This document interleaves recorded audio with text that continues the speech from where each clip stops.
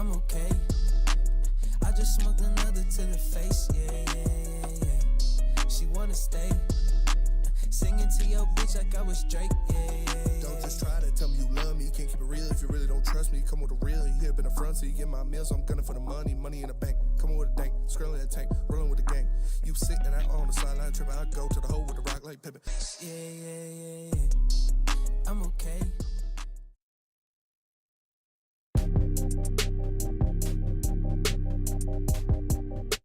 Welcome to the Woodward Heavyweights Live on WoodwardSports.com. I'm Eazy, joined by Spin Mo Rax. Hello. We got young Chris Joel, a.k.a. Whatchamacallit, in the building. Whatchamacallit. What's up, dude? What's the deal? You doing good? I'm doing great. Caleb the Colorblind. How's it hanging, bruh? Great.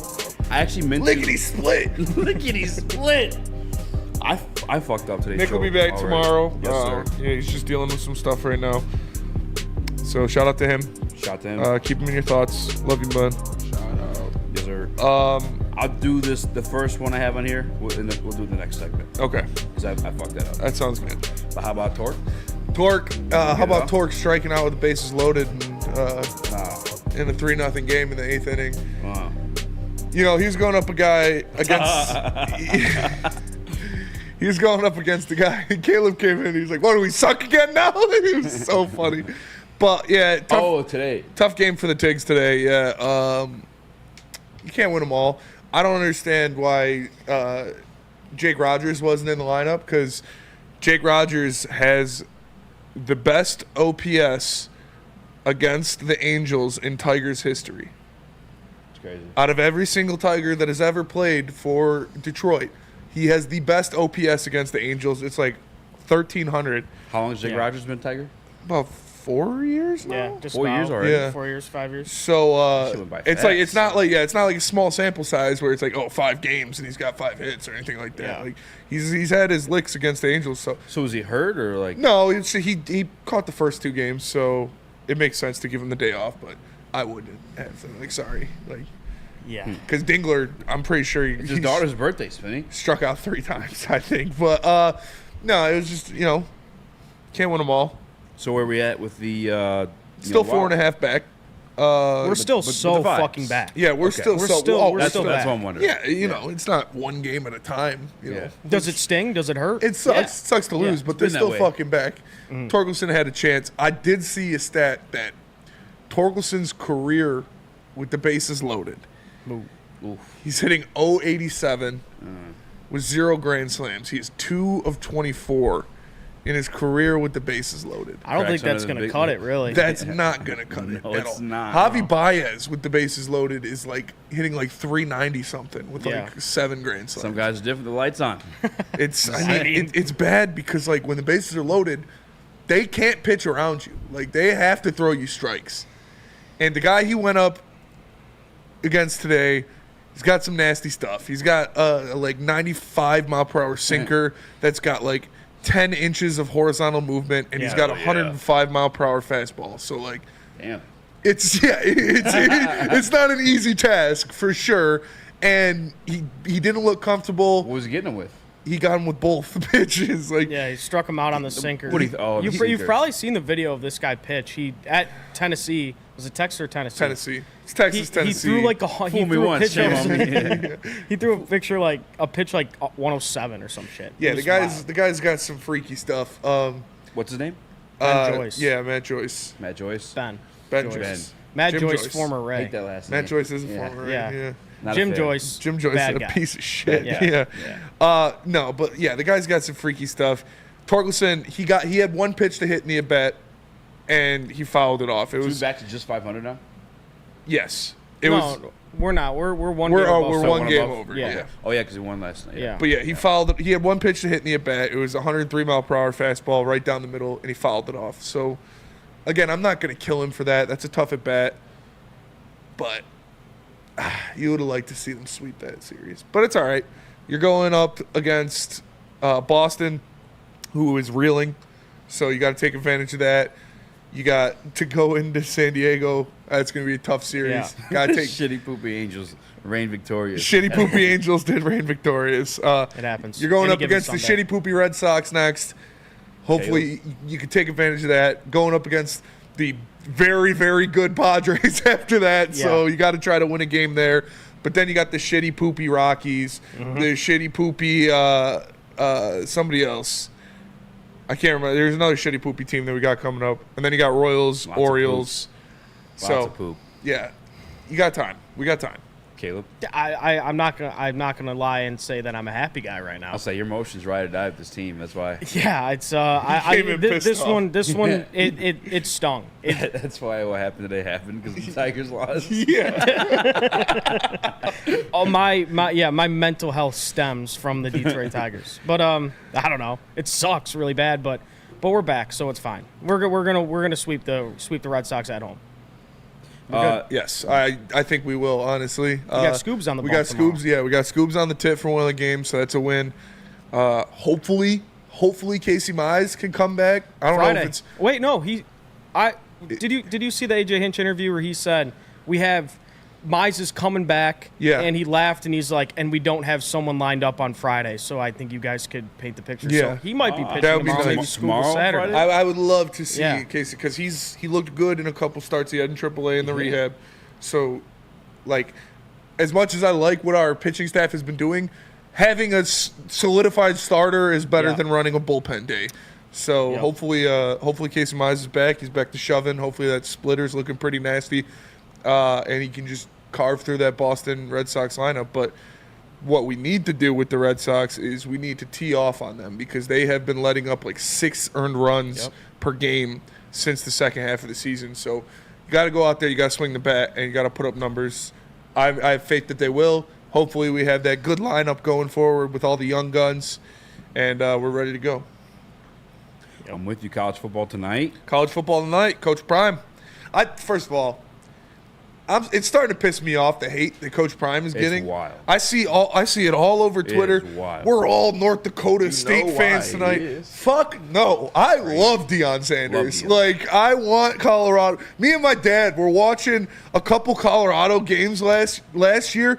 Fucking dialed in to Colorado football because Coach Prime's there, and I want them to have success. I love Deion Sanders. I think Shador Sanders is a dog. Travis Hunter. Travis Hunter is arguably the best player in college football. Like, I want them to have success. I want them to beat North Dakota State. I want them to have a good team. I know Flannel hates Deion Sanders as a father. He hates him as a coach. He respects him as a player, but I love Deion Sanders. I love Coach Prime. I hope they win tonight. I saw like 4 different people tweet like, we're all North Dakota State fans today. I was like, fuck no, we're not. Like, what are you talking Sounds a about? little racist. Yeah. That's what I said. You know why they hate him. Yeah, dude, I love Coach Prime. I want them to win for sure. To be fair, like his brashness is like untouched at the head coach position. I can't get. There's no one like him. Shit. Oh, dude, yeah. Well, no, they all probably like him behind the scenes. He just the only one that's like that to the media. They might be like that in their head, but I don't know if they ever express No, it I'm like saying- that. Play me my theme music. No, I ain't Yeah. gonna lie. Kirby Smart probably is definitely a very, very. He filmed very himself brash cutting person. half the team when he got the job. Yeah. Who does that? He said, I'm bringing my own luggage, and it's Louis. You didn't have to film yourself shitting on the entire room. His son, the video man. So He's prime time. That's what he is. We all knew what this was. We all know he is prime time. This is what's going to happen. That's why I want to see it work. Because anything that's like, I guess, just different. I want to see it through. I don't understand why people are acting so brand new to this. Like, you know who Deion Sanders is. He is unapologetically him. Yeah. He's not going to pretend to be somebody he's not. And his players love playing for him. He's getting these guys a shit ton of money. Like, hopefully we see the results on the field this year. I'm a fan of Colorado. I hope they have success. No, definitely. I keep saying, at first it started as a joke, but now it ain't a joke no more. Yeah. I said, man, I want Colorado to win the Big 12. I think that. What's Shadur's song? They told me bust down my A. Perfect timing. Yeah, that. I'm playing that all day. Ryan, bro, you know Ryan and Brady didn't know that Shadur made that song.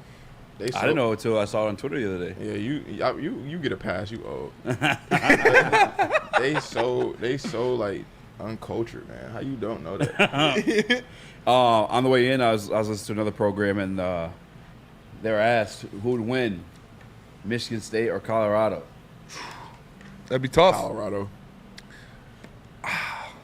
Colorado probably dub us. Colorado would have the two best players on the field That's for what sure. I'm saying. Shedeur and And on Travis. both Shedeur and sides. Travis, yeah.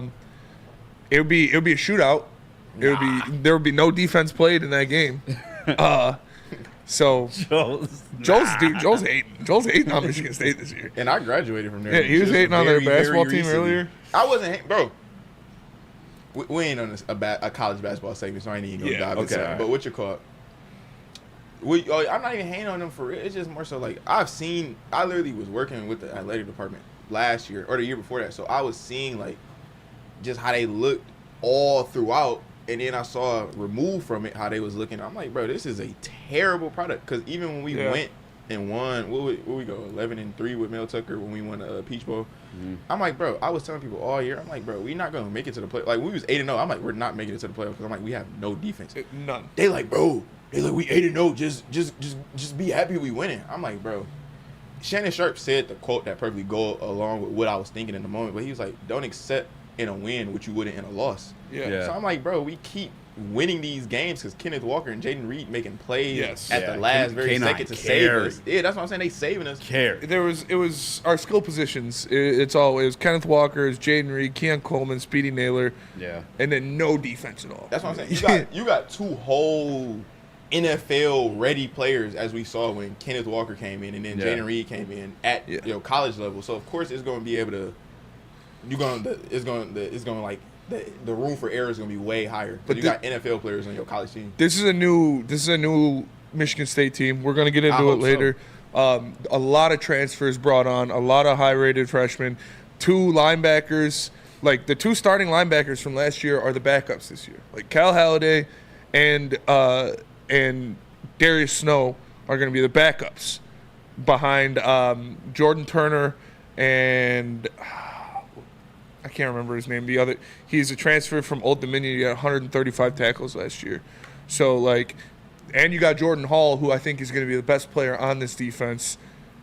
This is going to be a new Michigan State team. They have competent coaching, competent coordinators. I like the head coach for sure. So it's going to be a little different. I still, the defense is a little suspect. We do need those transfers to step up big, but I have confidence they're going to be much better than they were last year, just based off of their coaching staff. And like I said, guys like Ed Woods in the secondary, he's that transfer cornerback from Arizona State. Wayne Matthews is the other linebacker that I couldn't think of. He's from Old Dominion. He had 135 tackles. Jordan Turner from Wisconsin. He's an athletic guy. He's going to go sideline to sideline. And Jordan Hall, who was probably the best player on that defense last year, which isn't saying much, but he really showed it in the end playing outside linebacker. Well, hold on. Ed Reed's coaching at Colorado too? I don't know if he's coaching. He was like around the team. Them, yeah. That's another thing. Warren Sapp is coaching at Colorado. Yeah, I know. Yeah, he for Warren sure told us. with them. Yeah, that's why I think, bro, that can also play like a big part because it's like you bringing in these great NFL players who are like willing to actually like give their knowledge and their time. So that could definitely play a big part into helping this team improve. I'm a believer in Colorado this year. Yeah, I like Colorado. I'm a wipe away what happened last year because I wasn't even a believer last year. So I'm gonna wipe away what happened last year, and I'm gonna try to hop on the train that everybody was on last year. I'm gonna try to be on it. Well, this what's year. the record prediction? I say Colorado. I think they get 8 wins. I think they get 8. You think they get 8? Yeah, I have to see their schedule. I don't even need to see it. Well, I gotta see their schedule. I was gonna say I looked at it, but that was like a month ago, so I don't even. They're playing Nebraska. That's gonna be tough. It's gonna be a tough one.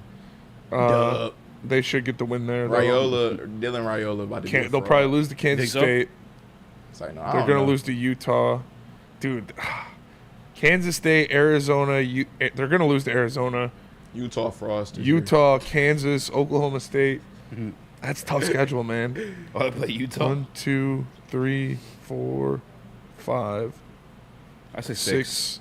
I could see 7. Six They or pulling 7. out 8 wins, man. They pulling out 8. They gonna find a way. Now, I think Michigan State does got a little. I don't know. I mean, like a Mike McDaniel, like one of those offensive geniuses. I think John Smith will be for you guys. See, that's the thing. I got a little bit more faith this year because I never believed in Mel Tucker. I thought he was terrible from the jump. For real? Mel Tucker never did anything to impress me. Why? I looked at his overall coaching record, like the first year he got there. I'm like, bro, he was like literally at 500 or like one game below 500. I'm like, you guys were getting carried by K9, like for real. That's what I'm for saying. sure. Like, I'm like, what did we? He should have been hype him up Heisman for? that year too. Like, Yeah, Bro, the fact that no he didn't doubt even about get it. invited was crazy. that was man. bull. Like even going back to the Michigan game, it was like 5 touchdowns. five tutties, bro. He was. you know how Homelander that one meme was like Yeah. Bro, do you know how? so felt Mel Tucker left the game like yeah we won and turned around like oh god. No, that's exactly how it was. Bro, that's how it was. Like, out of the 11 games we won, bro, that's probably how it was for like 8 of them. Yeah. Because I remember I had season tickets that year. So I was at all of the games just like, bro, like, why am I... like, you would be ready to leave because you think, like, all right, we going to lock this up. Like, fourth quarter, we be able to head out here. And they'll just make you stay because they just, like, do some bullshit to, like, keep the game close. Like, they did that against Maryland. They did that against Nebraska. Mm-hmm. Bro, Rutgers. Yeah, like, plenty of games, like, Yeah, all Rutgers day, is bro. excusable too. Yeah. No, the worst loss, bro. The worst loss I ever watched in Michigan State football was when we lost to Purdue, bro. Oh my god, they torched it, bro. Just having Aiden their way. O'Connell had like 500 yards. But I thought Aiden O'Connell was gonna be a guy. Yeah, because I'm not about stud, but I had faith in him to be some. he put up 500 yards, like 6 touchdowns. Yeah, like It was 547, insane. didn't Yeah. he? Bro, they were passing. This how I knew it was bad. It was like 2 minutes left. They could have easily just kept running the ball. They were their passing the offensive ball. coordinator. I'm like, bro, they know we can't stop them. What's that, Chester Kimbrough? He might be the worst corner I've ever. Yeah. Yeah, he's the worst corner ever. And it's Amir Speed and Chester Kimbrough. Yeah, they were getting torched, dude. That shit was terrible, bro. Well, we do have a college football, somewhat of a college football segment, a little bit more to do when we get back. Lots of Brad Holmes, Detroit Lions general manager, met with the media today alongside Ray Agnew. But first, Benny, tell us about Planet Fitness. Planet Fitness, the home of the judgment-free zone where anyone, and we mean anyone, can feel comfortable and work on their fitness goals. You can get a full-body workout in 30 minutes in a squeaky clean, judgment-free atmosphere. And you can get fitness training for no extra cost. Upgrade to the Black Card, get used to all the amenities like hydro massage, total body enhancement, all that good stuff. For more information, join today or visit your local Planet Fitness. Or you can go to planetfitness.com. Planet Fitness, where your fitness is essential. Love Woodward Sports? Love wearing clothes? Then you should be wearing Woodward Sports clothes. Check out our full line of merch at woodwardsports.com. Just click on shop. We have all your favorite designs, like Dan Campbell kneecaps, Woodward golf, and of course, our own logoed out merchandise. Men, women, infants, kids, all love Woodward Sports. Impress your friends. Impress your boss. Impress your dog. Buy Woodward Sports merch today.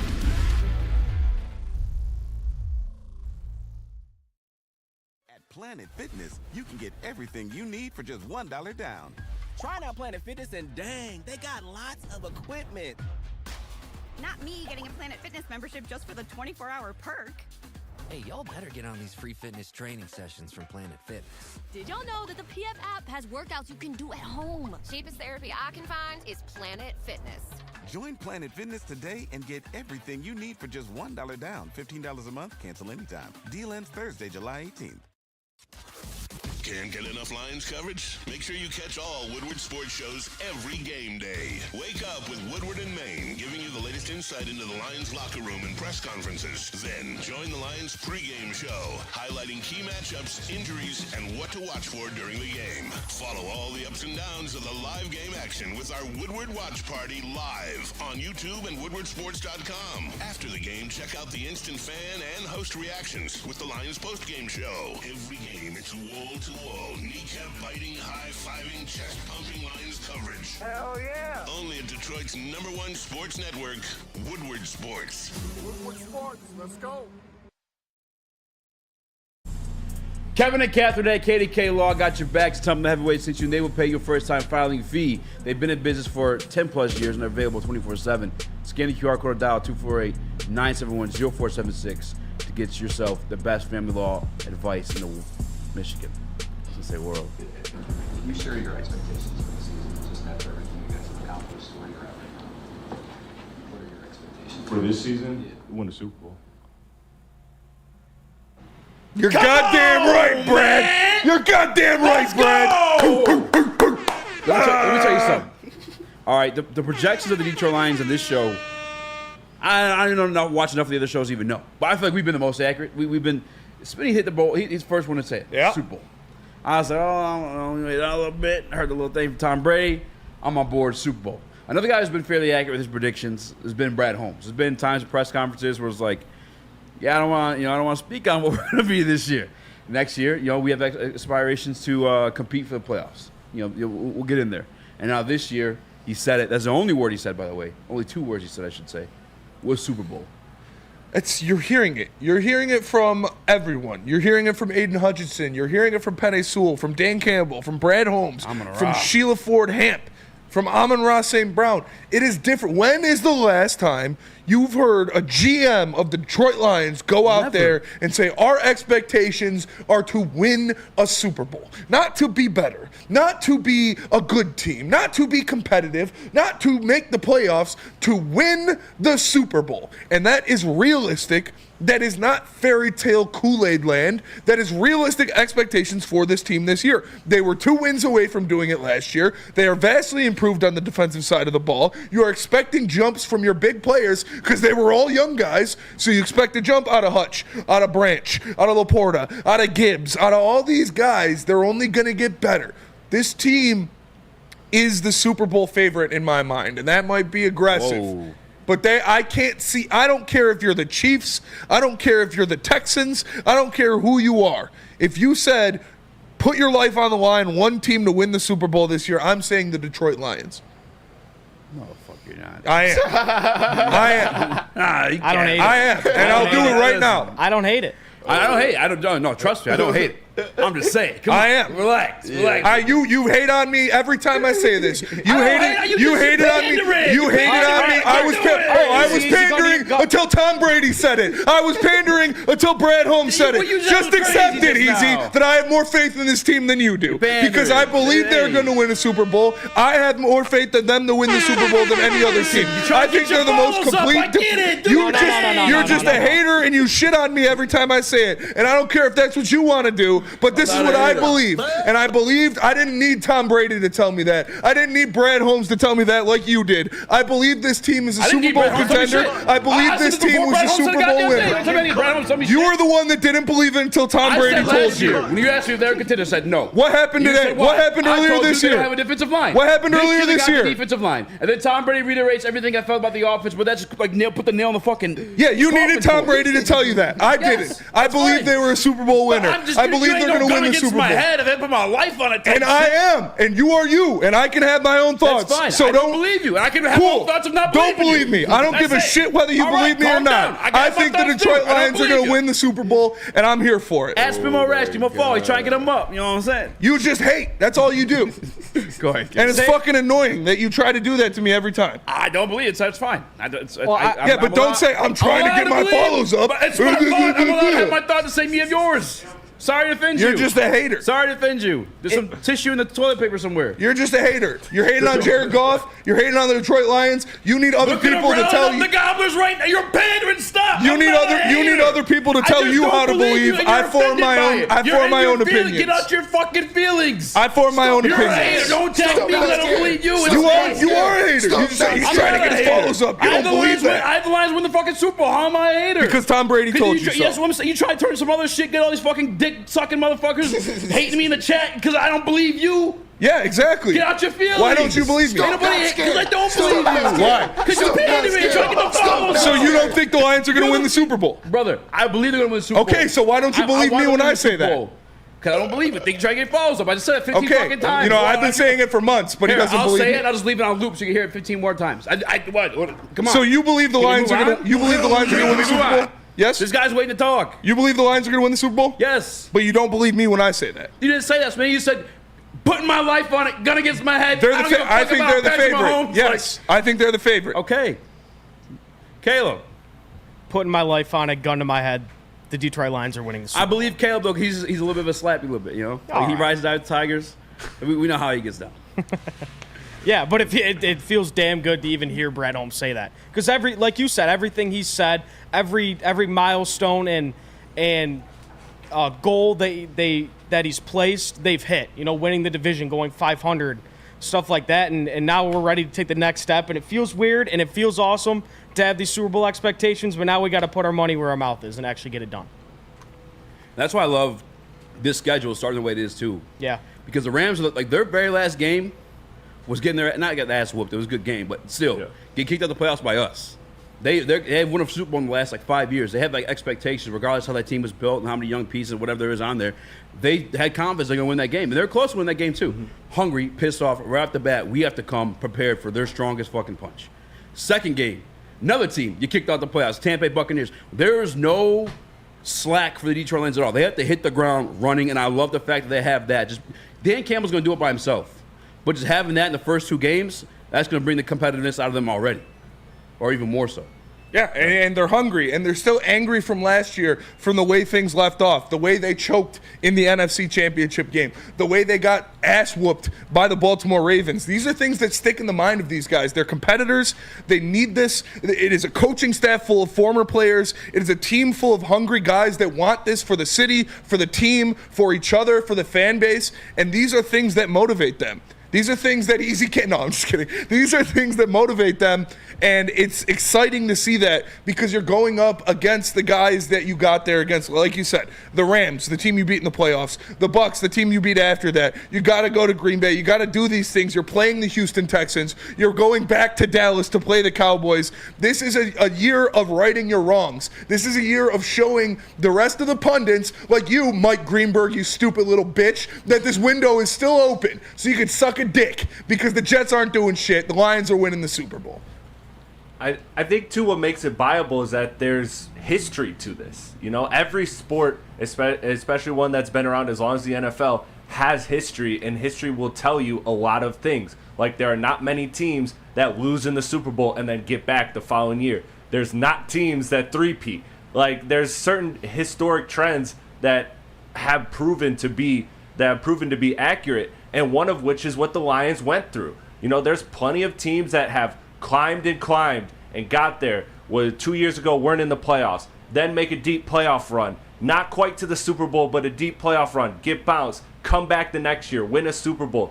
There are trends that show that this is possible. This isn't just a bunch of people from Detroit excited because they haven't had this chance before. There's actual historic precedence to what the Lions are able to do this year. And this isn't a flash in the pan team like the Carolina Panthers were with Super Cam and Josh Norman and a couple guys here or there. This isn't the Atlanta Falcons with the amazing Kyle Shanahan who ends up leaving and Matt Ryan performing at an MVP level. This is the most complete team in football. This is the coaching staff has been together and has built these guys for the past 3 years. You've got Aaron Glenn and Ben Johnson and Dan Campbell still there. You are improving your positions that were lackluster last year in the coaching ranks and in the players that play those spots, like the defensive line and the secondary. So you are finding your weaknesses, you are attacking your weaknesses, and you are making them strengths, both coaching-wise and personnel-wise. The Lions team that was so good last year is getting even better, and that should be scary for the rest of the league.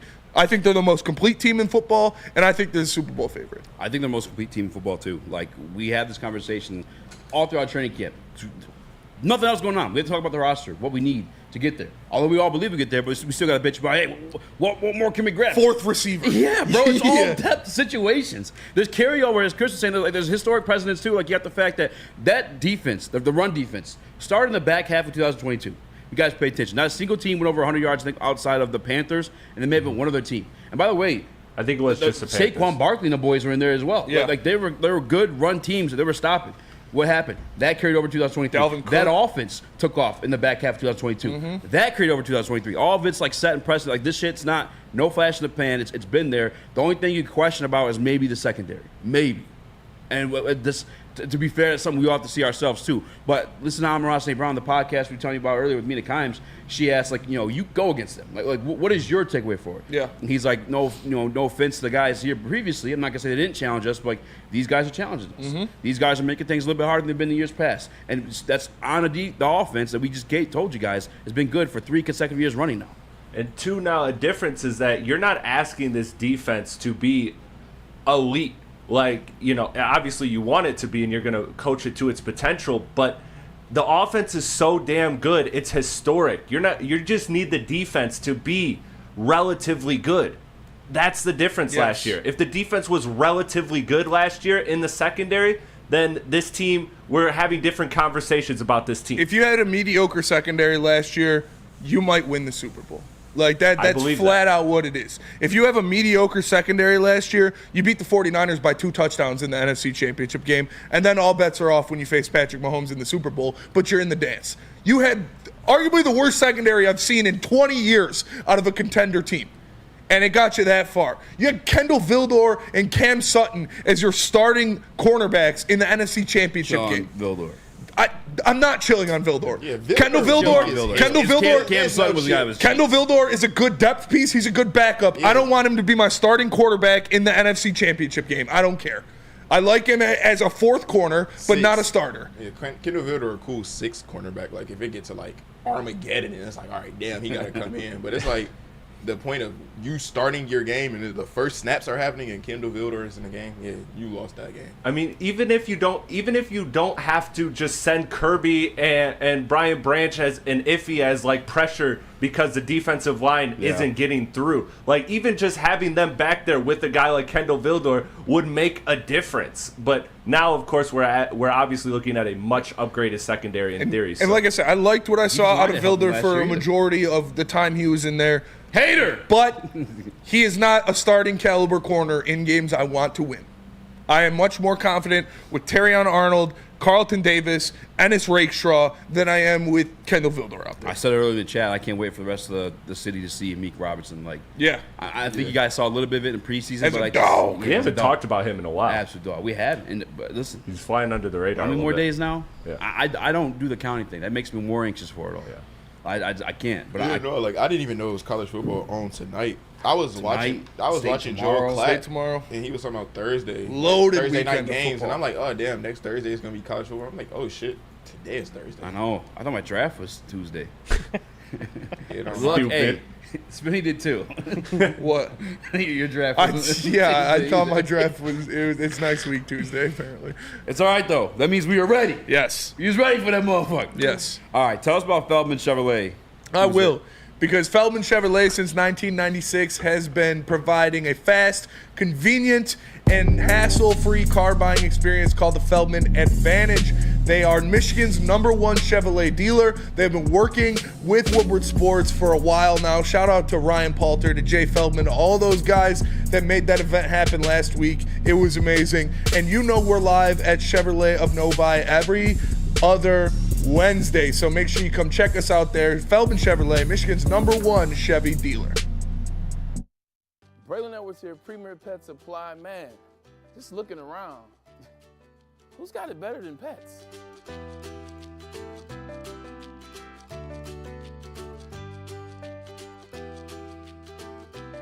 Come on, a baby stroller for Coda?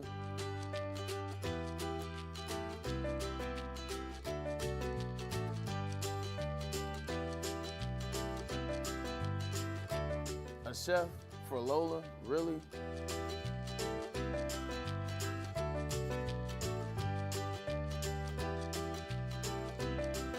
You don't have to tell me who the real boss here is. Who's got it better than pets? Nobody, especially here at Premier Pet Supply. For over 30 years and more than 13 locations, Premier Pet Supply has everything that your pet can dream of, and guess what?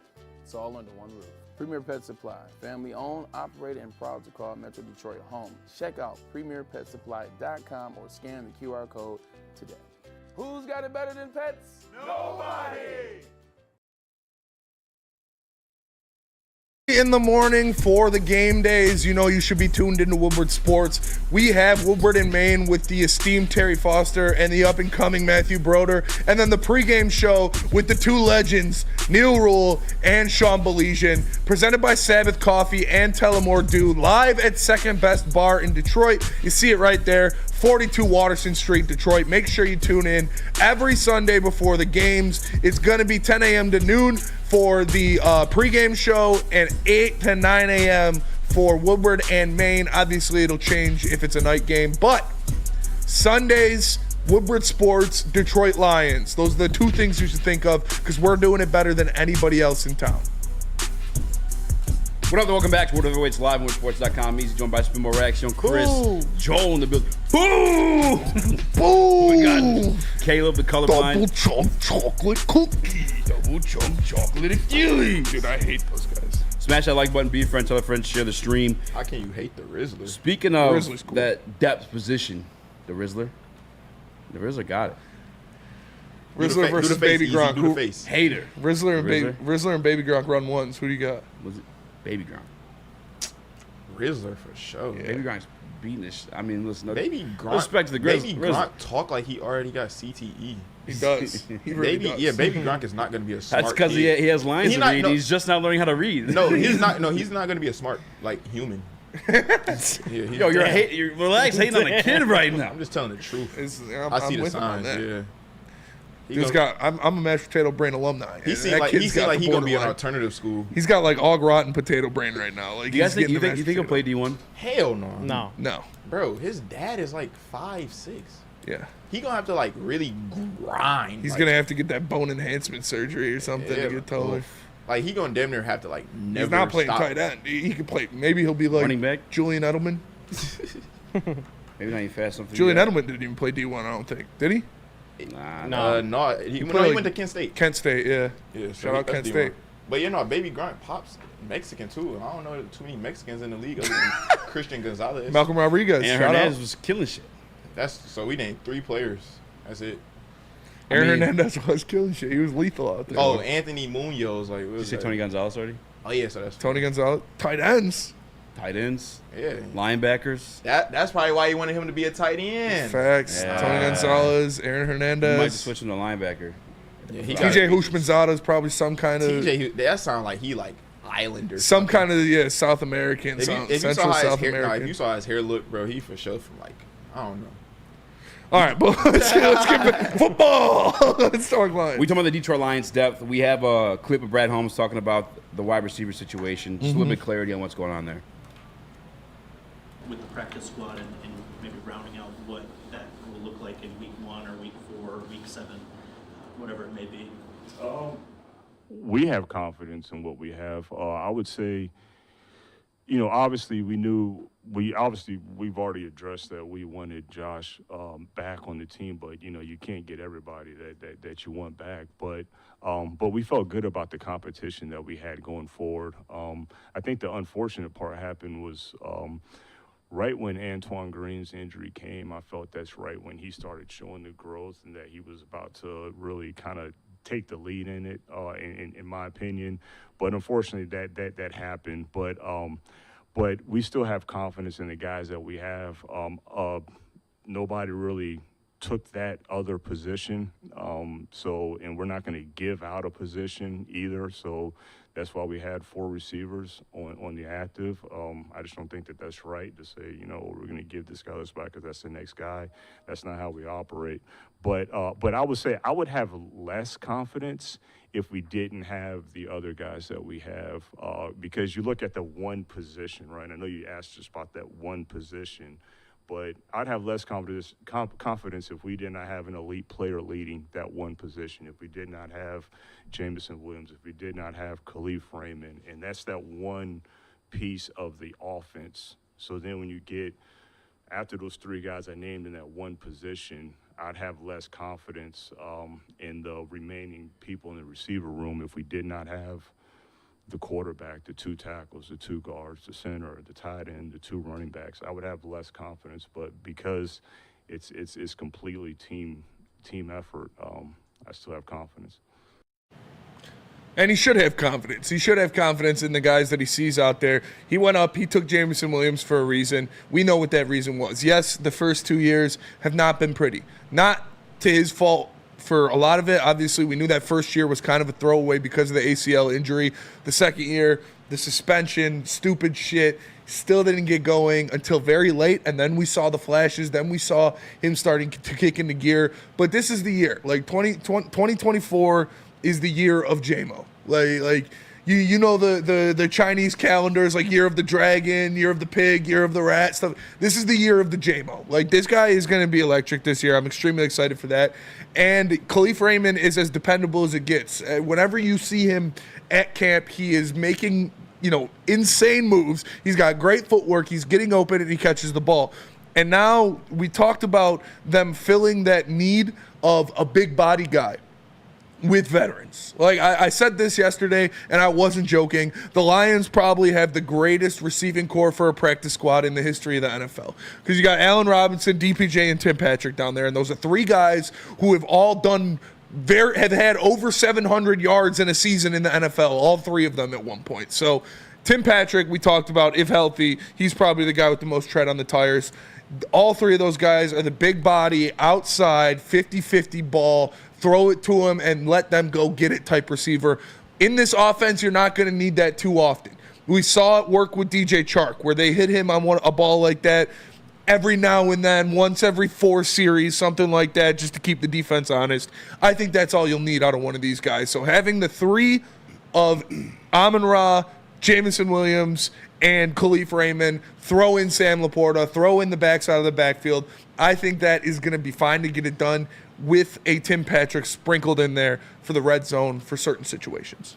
Tim Patrick's the one I think he called up. I think who's going to win the competition, I guess. Allen Robinson, I think it was Chase yesterday made a great point that him and Tim Patrick are only 1 year apart and suffered the same injury that seemed to be the downfall of Allen Robinson. So I do have some reservations. Maybe it ends up being DPJ. Brad Holmes in that same press conference said that like Isaiah Williams is a guy they once considered drafting. It was like they sniped the draft pick by having him as a UDFA, and then obviously he makes the team too. But yeah, I think it's gonna be Tim Patrick, and I love the fact they're making a competition. That it's not just a gimme. Yeah. Joel? I really don't care.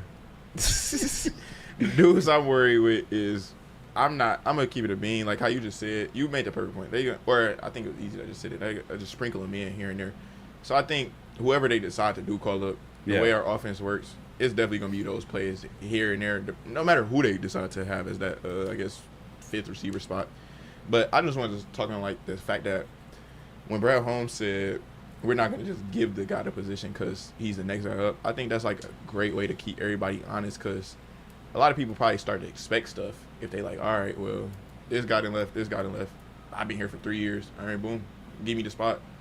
And then you probably, once you expect things, like they probably lead you to not work as hard, not think you got to be as sharp. So that's keeping everybody sharp, keeping everybody let you know, like, all right, bro, you're not going to be giving everything. You got to come to work every single day, and that keep like the culture in the locker room throughout the season. It keeps it elevated. Like, keep that, like we've been saying all season, all off season. Iron sharpen iron. Mm-hmm. So yeah. Yeah, that Joe makes a great point, and you know when Brad Holmes talked about that, it's like I think if you look back 5 months ago and when we re-signed DPJ, and we all would have said I bet he makes the roster, and we see now that like it's not just because we brought him back doesn't mean it's an automatic spot, especially even though it's a position of need. But yeah, I agree with you, Eazy. I think Tim Patrick's going to be the guy that makes the team out of him and Allen Robinson and DPJ. And like Spenny said, it's just going to be like a supplement piece like Tim Patrick. Like there's not a lot of sets I can imagine that Ben Johnson's going to call up where Tim Patrick's going to be needed outside of the red zone. But it's just a good piece to have, a big body receiver. But yeah, that sucks about Antoine Green also, that he was kind of going to be the guy to be the wide receiver 3 and then got injured. That sucks. Antoine Green showed it, in the preseason a little bit last year, making some plays and making some things happen. So you would have liked to see him get some more run this year, but unfortunately, that's what happens. It's the name of the game. Injuries are going to happen, but I think they're pretty insulated at that position that they're not going to worry about it too bad. We do got to go to break though. I see Ator says DPJ is done. He won't lead Tim Patrick. I have the least amount of faith in Donovan Peoples-Jones just because he had his opportunity. If he was going to make the team, if he was going to impress them, he had a whole offseason to do it, and he couldn't. So I don't know. I just feel like he doesn't want it. That's what it is. That's the impression I get from him watching him play, watching him practice. He doesn't want it. He doesn't play every snap like it's his last snap in the NFL, and that's what you got to do at this level. But we are going to go to break, and we'll be right back. We're still going to be talking Lions. But first, let me tell you about Guardian Alarm. Guardian Alarm offers you customized solutions from real experts. Their professional technicians take the time to recommend security and automation solutions specific to your needs. They also have 24/7 professional monitoring. You can call them anytime, day or night, and know a Guardian Alarm team member will stay on the phone as long as needed. And of course, they have technology backed by people. Your safety and security deserves technology that's been proven to work and people who have been proven to care. So call them at 1-800 Day out. That's 1-800. Day out. And let them know Woodward Sports sent you. The countdown to kickoff is here. Your Detroit Lions are ready for another season of grit. Woodward Sports is your #1 destination for all breaking news and Lions coverage. We are Detroit's #1 sports network. We are Woodward Sports. Walk into any Lady Jane's Haircuts for Men for an award-winning haircut experience from one of our talented stylists. Enjoy a precision haircut, hot lather neck shave, scalp and neck massage, and a hot towel treatment to top it off. Enter for your chance to win the $50,000 Perfect Bracket Challenge. With more than 25 Metro Detroit locations, there's always a Lady Jane's near you. Lady Jane's Haircut for Men, open 7 days a week. Walk in anytime. Lady Jane's, it's wicked awesome. You have an opinion? Make sure it's seen and heard. Corner, jumper. Tweet us, hop on the YouTube chat, slide in the DMS at Woodward Sports on all social media.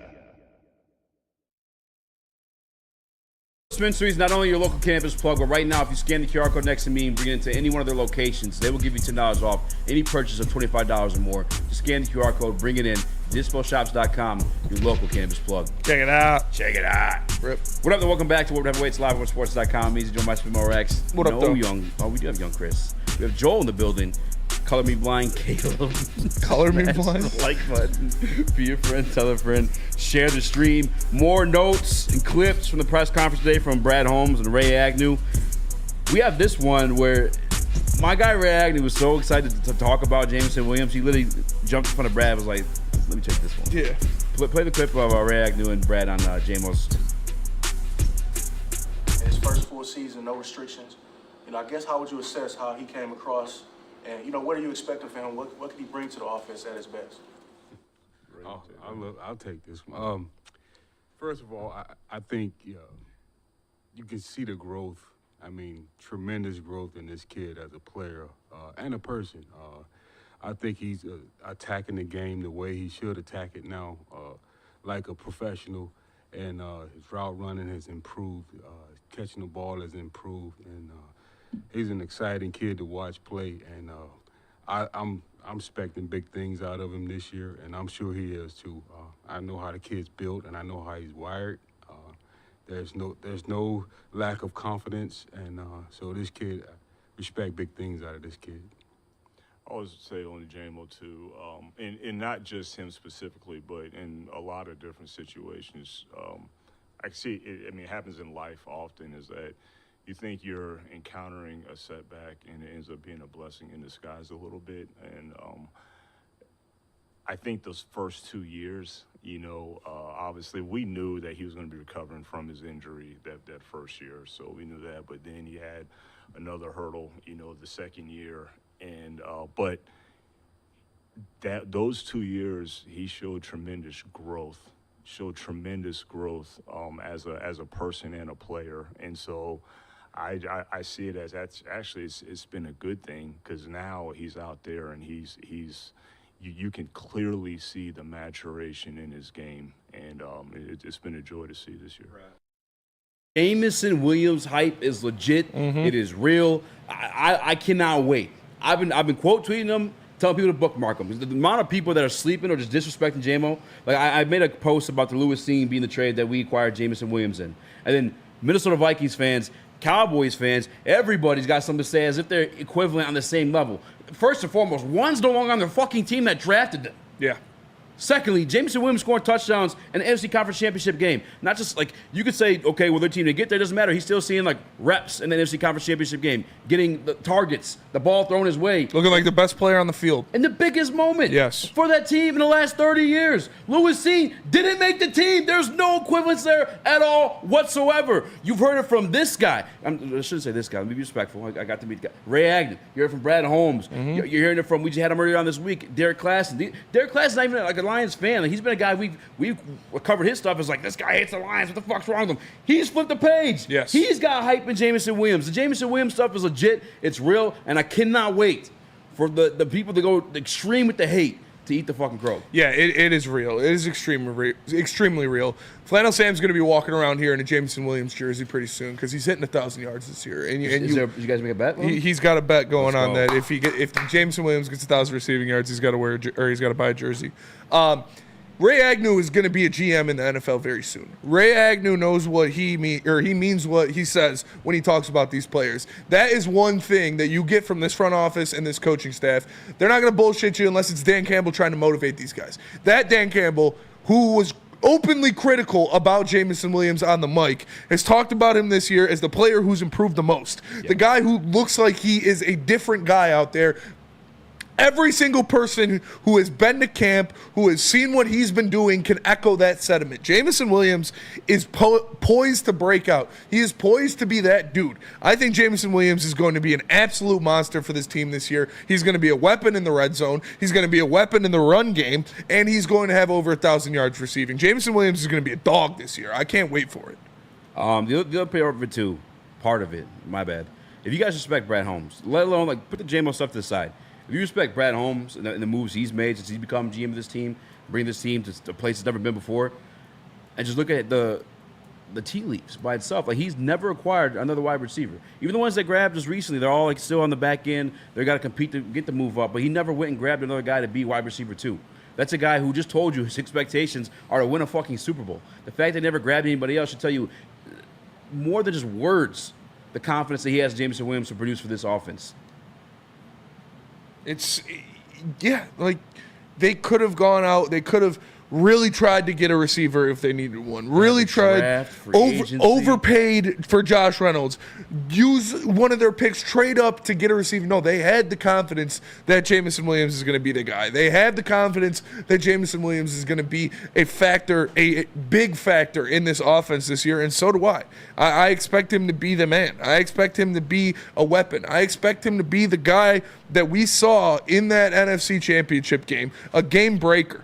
A weapon, a guy that all the other teams have to game plan against, because if you don't, he's going to whoop your ass. And like I said, he is going to be Flannel Sam, number one hater. Like, Flannel Sam's hater list starts with Dion, and J-Mo's probably number 2. And I think it's J-Mo fans. He does hate the J-Mo fans, but sure. It does make him But Flannel always brings up that he's never had over 70 yards receiving in a game. After week 1 this year, that you can't say that anymore. Book it. Put it on wax.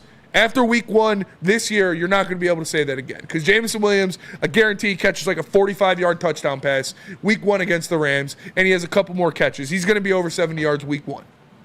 I'm with the shits. I have no problem against that. You? My only thing with J-Mo hitting 1,000 yards is, since I look at him as such a big play receiver, I can see those games where he has like 155 yards and like 5 catches, and then he'll have another game where he got like 5 catches, 45 yards. Mm-hmm. You know what I'm saying? So, like, I see a lot of ebb and flow. So, in that, if he got those big enough games, I could easily see him get to 1,000 yards. But I still got him at, like, that. What I had him at before, like, preseason and all that, I had him at, like, the 900 range. Like, what about week 1 over 71 yards? Week 1 over 71 yards. I could see, week 1 coming out with a bang. I could definitely see week 1 coming out hot. But then, like, just over time, as teams start to get film on him throughout, like, mid of the season, Because he'll be that type of guy. But I get him, man, though, in practice, I'm not going to lie. That's what I'm saying. It's like... It might be different, too, though, because you can't really tackle in practice. That's what I'm saying, It's more... I won't say practice is designed for offense, but in most, especially when you get to the pros, it kind of is more catered towards the offense. You want to hurt everybody? Yeah. The thing with it, though, is just, like, the plays he was making, I've said on the air, too, like, there'd be short throws that I feel like were supposed to be just for that first down.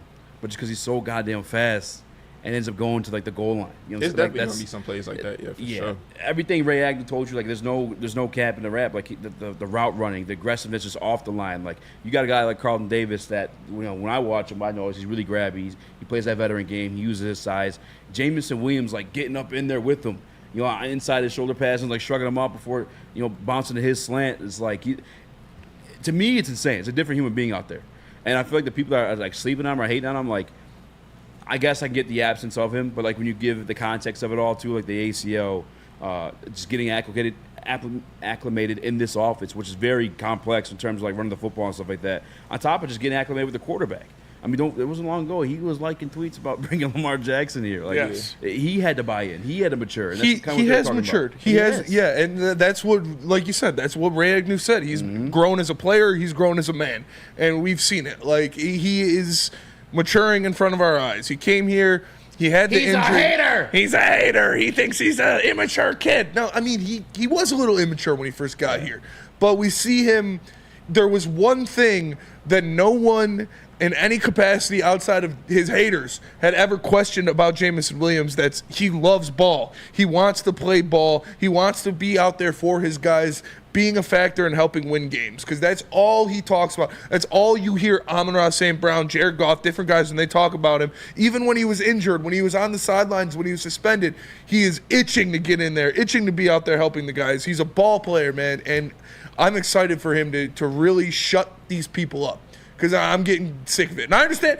I can't say that it's not valid when they're like, oh, he's a saying he's a bust is a little aggressive, but he hasn't done anything. He really hasn't, except for a couple games towards the end of the year. Yeah. We've seen the flashes. Like I said, that first year, if you talk shit about his first year, just shut up, because we knew that was a wash anyways. The second year didn't go as I wanted it to. But we saw the flashes at the end of the year, and I expect him to really break out this That's season. what I meant with it. You can say he's a bust as the number 12 overall pick, sure. But you still can't slam the door shut on the potential of what he can be, which is still, like, pretty fucking good. Wait, my bad. Keito just brought up a point. I don't even know. I got to check into this. He said J-Mo 5+ receiving touchdown is plus money as well.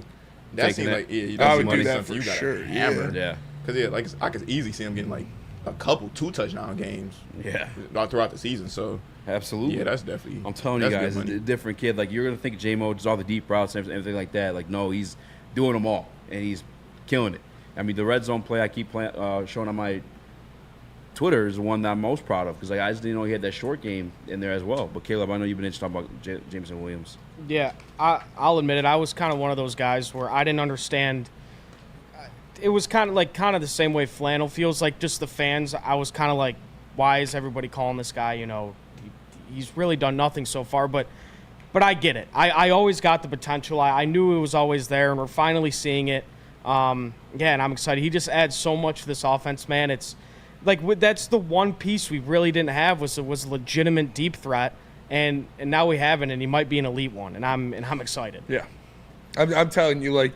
I know Eazy caught a lot of slack for you had to be there at camp to see some of the throws that Jared Goff was making, which was true. I didn't catch slack from anyone other than that day. That day, or two guys. That day he was on one. Like I've also watched Jared Goff since he's been here, and I've liked but he was making some insane throws that day at camp. But it goes this not to be like gatekeeping or anything, but it goes the same for Jameson Williams. If you weren't at camp seeing what he was doing, it's hard to really buy in as hard as we are, but like every single day at camp, this guy was making spectacular hands catches in the end zone, down the sideline, routinely getting open against Amik Robertson, against Terrion Arnold, against Carlton Davis. This isn't Cam Sutton he's torching anymore. This, he was doing it against guys that we expect to have a good year and guys that are much more improved players from what we saw in that secondary last year. So he was a menace all at camp. And the thing that makes me the happiest about it, because, showing out at camp, it's either hit or miss. Like, you can look good at camp, and that doesn't translate a lot of the time. But more than him, like, making these highlight plays was him and Goff being in sync. Him and Goff having that rapport, having that continuity between them that it takes a while for him to unlock with some guys. We really saw it at the end of the year when he started trusting J-Mo, because he was ripping the ball out of receivers or out of cornerbacks' hands to stop interceptions. He was plucking it out of the end zone, all hands, with guys draped over him. That did a lot for him, and we saw that rapport and that confidence in each other grow, and it's really blossoming this year. I really want to give a shout out to like some of our beat reporters too, because I'm thinking about it like the past few years. I don't pay as much attention previously, but like past few years, the guys that have been reporting out of camp, whether it be Brian Branch, Amon-Ra St. Brown, Sam Laporta, like the hype around it, it's all kind of come to fruition. You know what I'm saying? Like this year, J-Mo's into the chat, and I'm excited about that. We'll forgive them for if anyone the best hyped up Bats or if anybody hyped up Sudfield. We'll forgive those stuff. Yeah. But on the big name guys, they've been accurate when they're reporting out of camp. J-Mo had the best camp this year, and I don't think it's really close.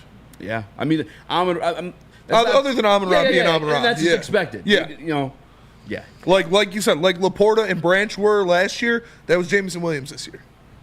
So I'm excited to see what's. I just can't fucking wait for football, man. I can smell it. I can taste it. We get a real college game. Amazing slate of college games this weekend, and then next week, man, the NFL's back. So it's the best time of the year. Let me tell you about the best place you can get a haircut. That's Lady Jane's. Awesome is when a guy can be a guy and get an amazing haircut. That's what Lady Jane's Haircuts for Men is. Stop in, sit back, relax, get one of the hot leather neck shaves, a scalp massage, a facial. You can get it all. Let one of Lady Jane's stylists make you look and feel great. Walk in anytime, 7 days a week. Lady Jane's, it's wicked awesome. We are the network for Detroit by Detroiters. Welcome to the Woodward Sports Network. Stop searching for a vehicle and start finding one.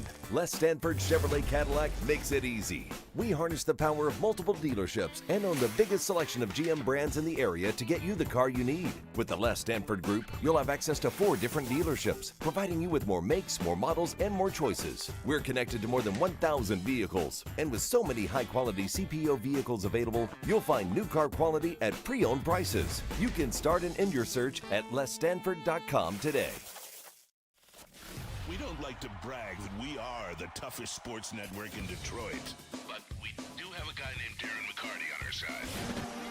Woodward Sports. Pet the best. Premier Pet Supplies, hands down Michigan's best pet store. Same prices and all the conveniences the online and big box retailers, with one major difference: they're family and locally owned and operated for over 30 years. 60 brands of food and nutrition experts to help you. Same day local curbside home delivery. Premier Pet Supply, give your pet the best. www.premierpetsupply.com. I got a couple things I want to get to, and shout out to DNC. He's the one that keeps bringing them up. By the way, welcome to Woodward Heavyweights. Smash that like button, be a friend, tell a friend, 5 to 7 here on weekdays. But first one. And Kev, this might involve you a little bit too. Did you see Kyron Williams? The Rams are doing some weird shit. Yeah. Like now. Like not 3 weeks ago into camp. Like now, 2 weeks before game 1 against the team that whooped them last year. Sean McVay's crashing out. Kyron Williams got put on punt returns. Yeah, this is bullshit. Yeah. I You just see drafted that? him in the second round. That's BS. Come hit me up. I got you. Why I y'all don't mad? know. He made it sound like it's like To get him only if extra need touches. be, kind of. Yeah, and like maybe they're just doing it because he can catch him and won't fumble. Like I don't know. Like I'm hoping. I don't know. I think that's so stupid, man. I think Why? this is smoke and mirrors. Who would I seen somebody report that. their Too. Yeah, What about Tutu Atwell? They Is he still might there? have him do it, like you just said, every once in a while, but I don't see a smart, especially a smart coach like Sean McVay, having your starting running back at punt Running return. back of all That's receiver, right. I get it. Like I don't get Sometimes it. it takes plays off. Running back? On their official depth chart, it says Tutu Atwell is the punt returner. Kyron Williams is the second. Yeah, that's what pull I'm up saying. the Yeah, I tweet. figured that. Yeah, I got you. Because this came out today. Yeah. So I don't know if it reflected on This the depth is chart weird. quite yet. This came out today from one of their go-tos. I saw him talking about Says it, Rams yeah. have gotten a long look at. Oh, this is the other one I meant to put in there. I apologize. Yeah. I forgot to put the Jonah Kyron Jackson one. at center. Yeah. That's also something crazy as fuck. The depth chart has Jonah Jackson listed as their starting center. It's okay. So that reflects. Yes. Has he ever even played center? Not here. No. Yeah. He didn't And we play had here. That's what I'm saying, situations like, where no, I'm we saying, could have like, even used in the center. college. I'm saying even Damn, in they college. drafted Bo Limmer. And they got Steve Avila. Wow. We got a nice interior. They do have a nice interior. They like they like running duo though. They like crashing inside. I was thinking about this too. At first I was like kind of clowning it because like what the fuck? Like we all just said it. We've never witnessed Jonah Jackson play center not here. At least I don't remember if he did in college. Probably at some point. I mean, offensive linemen, at least in high school, play every single position. Yeah, it's fair. Especially interior. Yeah, I don't think I've ever played center though. I did play everything else. My senior year, I literally played every position on the offensive line. It was stupid. I'd never played center before, and I started the last 4 games. I guess. I was like, dude, I'm in left tackle my whole career. What are we doing here? He's like, we'll put you at center. I was like, I've never long snapped before in my life. The Kyron stuff is crazy, and we can continue that conversation too. But to the Jonah stuff, I was thinking about on the way in. I think his weakness was pass blocking. And you ever notice like sometimes centers are chilling, they're waiting to like, help out somebody rather than having somebody right away. Yeah, you got 2 people on both sides of you. You think that's why they took him off of? He was doing pretty bad in pass blocking reps. If I'm Aaron Glenn and I see Jonah Jackson line up as starting center, I am blitzing Jack Campbell up the middle every single snap. All day. And I'm putting well, DJ Reader's not going to be there. Broderick Martin right next to him, and Aleem McNeil right on the other side, and sending Jack up the A-gap. He might not, but, like, we still have yet to get it. We don't have a nose tackle. Yeah. Bro, I was just about to say, y'all want to know, like, looking back, it's a douchebag play that our, like, Little League football coach used to run. But, bro, he would, like, we had this dude named Marquise, bro. I would never forget. This one, like, 8, 9 years old. But he was built like a 17-year-old at that age. Like, no, legit, though. Like, he was, like, 5'11", like, probably almost, like, 160, 70-something pounds at that age. That's fucked up. Yeah. So, he couldn't play running back. But, so, we tried to find any way to get him the ball, but he would, like, at the start of every game, when he was on defense playing linebacker, he would send him up and just have him, like, take the penalty and just knock over the center. Like, just have him hit the center. Put that fear of God in him. Yes, and the center for, like, the rest of the game would damn near be, like, anytime Marquise would, like, fake a blitz, like, all types of false starts, all types of fumbles, all types Get of his heart beating a little bit. That's immediately where my mind went to, too. So, like, you beat me to it. I'll blitz Jack Campbell. Oh, I'll be doing stunts. I'll be doing blitzes. I'll be sending safeties. At least twice that first series. Yeah, your center is the quarterback of your offensive line. He's calling out the protection. He's calling out the mic. He's calling out the different things. I would be sending the most wild shit he's ever seen in his life. I would be dropping back my defensive tackles, sending all the linebackers, like just doing stupid ass shit because he's gonna mess up eventually. And real quick to the Kyron stuff, like Blake Corum loading, like, or you think it's still just a backup? I think situation? it's let me find the actual tweet that announced it. Yeah, I saw a video of Sean McVay talking about it, and he was what like, did he say? He was saying like we're just trying to get him extra touches any way possible, get him back there and do some things. Like I said, it's got on their depth chart. It's got Tutu Atwell listed as the starting punt returner. He mentioned Corum though, which kind of scared for my fantasy team, but he mentioned Corum though. So like Corum, have we heard anything about Corum out of camp? Because I haven't. I haven't. I know. What if he just secretly had a great camp and they're like, shit, like we got to get this guy. I mean, I don't expect a lot from Blake I'm not Corum. worried. Yeah, I'm not worried about that. Okay, so last Kyron season, Williams, there's no way you can't let Kyron Williams. Kyron Williams handled 100% of the Rams punt returns during weeks 1 through 3 last season. Then once he got going as a running back, they gave it to Tutu. Yeah, Blake Corum is the Derrick Henry of Jamar Jefferson's. I hate these.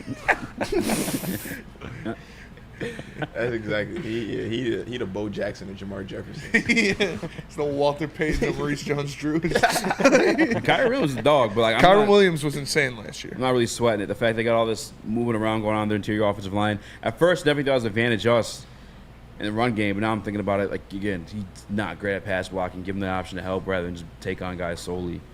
But also, maybe he's just the smartest offensive lineman there, being next to Frank. I don't know, I'm just trying to make sense of it. I agree. It makes sense. What you said makes sense. Like, he might have been struggling in pass protection, and putting him at center, he's got a little insulation with the guys to his right and left. That would make the most sense for me. Blocking too. But to put, you'd have to be really fucking bad at pass protection for me to do that, because just the threat of messing up a snap, messing up a protection is so much worse than a guard blowing an assignment. Yeah. If your center blows an assignment, that's exponentially worse. Yeah, it's a turnover. You lose a drive off of that. Remember the Dick fumble against Chicago? Yeah, I sure do. You remember that? Yeah, which game? Against Chicago, Lions, first year. Goff and Ragnow. First year under Goff. I didn't watch any of those Chicago Ragnow games. snapped it. Goff came up to make a call. Ragnow snapped it. Hit Goff right in the dick. Was that early in the game? I think I did watch that one. Yeah, I think first, second quarter. Yeah, I definitely did watch that one. But all I'm saying is, I wouldn't be surprised if this was just the Rams blowing smoke, because Sean McVay seems like a little skeezer. So it could just be him trying to throw some things out there. Or they're in shambles and they're getting schwacked by 40 week 1. Like, I was gonna say, or if what he's saying is super true, and like he just want to give him more touches, and the fact that he think if you just get Kyron involved and get him in a rhythm, like say he get, I don't know, like any way you say you get him a quick touch before you start a drive, and now you like, all right, now I guess that's like his little warm up. I don't know. Maybe that's his thought process. If it were any coach other than Sean McVay, I'd be clowning him right now. Literally. ETN, our resident Rams fan, says no negative news about Corum. They like him a lot and he didn't play him in the preseason. McVay's a crazy bastard, but I love it. Yeah, that's he is. Fair. He's 18 he's is intuitive, man. Fan. Yeah, well, I mean, I'll take him. I mean, he's still going to get 25 touches. I would not give up on Kyron no, I'm Williams. not. He was insane last year. He doesn't want me to win. He was. I mean, You did send me I a don't trade want anybody yesterday. to win but me. That's fair. What was that trade you sent me yesterday? Fly Worthy, around J-Mo, hater. and someone else for DJ Moore and A.D. Mitchell? You sent Yeah, me like Eazy sent skeezy ass trades, and he's gonna. That wasn't a skeezy trade at all. That's a straight ass The trade. first one you sent me was like Noah Fant and someone else for. I don't even Trey have Noah McBride. Fant on my team. Well, it was some random tight end, and then someone else for. sniped Trey Donnie Mitchell McBride. from me. For Trey McBride. Trey McBride Oh. was my 4th round pick. Yeah, I'm high on I didn't know you loved him the way you love him. I do. I'm high on him. He's a league winner. By the way, I think he's a lot of people are going to 4th round from after our We conversation. we do got to go to break though. We're gonna be back. We're talking Lions, man. It's football. I love it. Easy. Football. Tell us about Randy Wise. Randy Wise, not those other guys.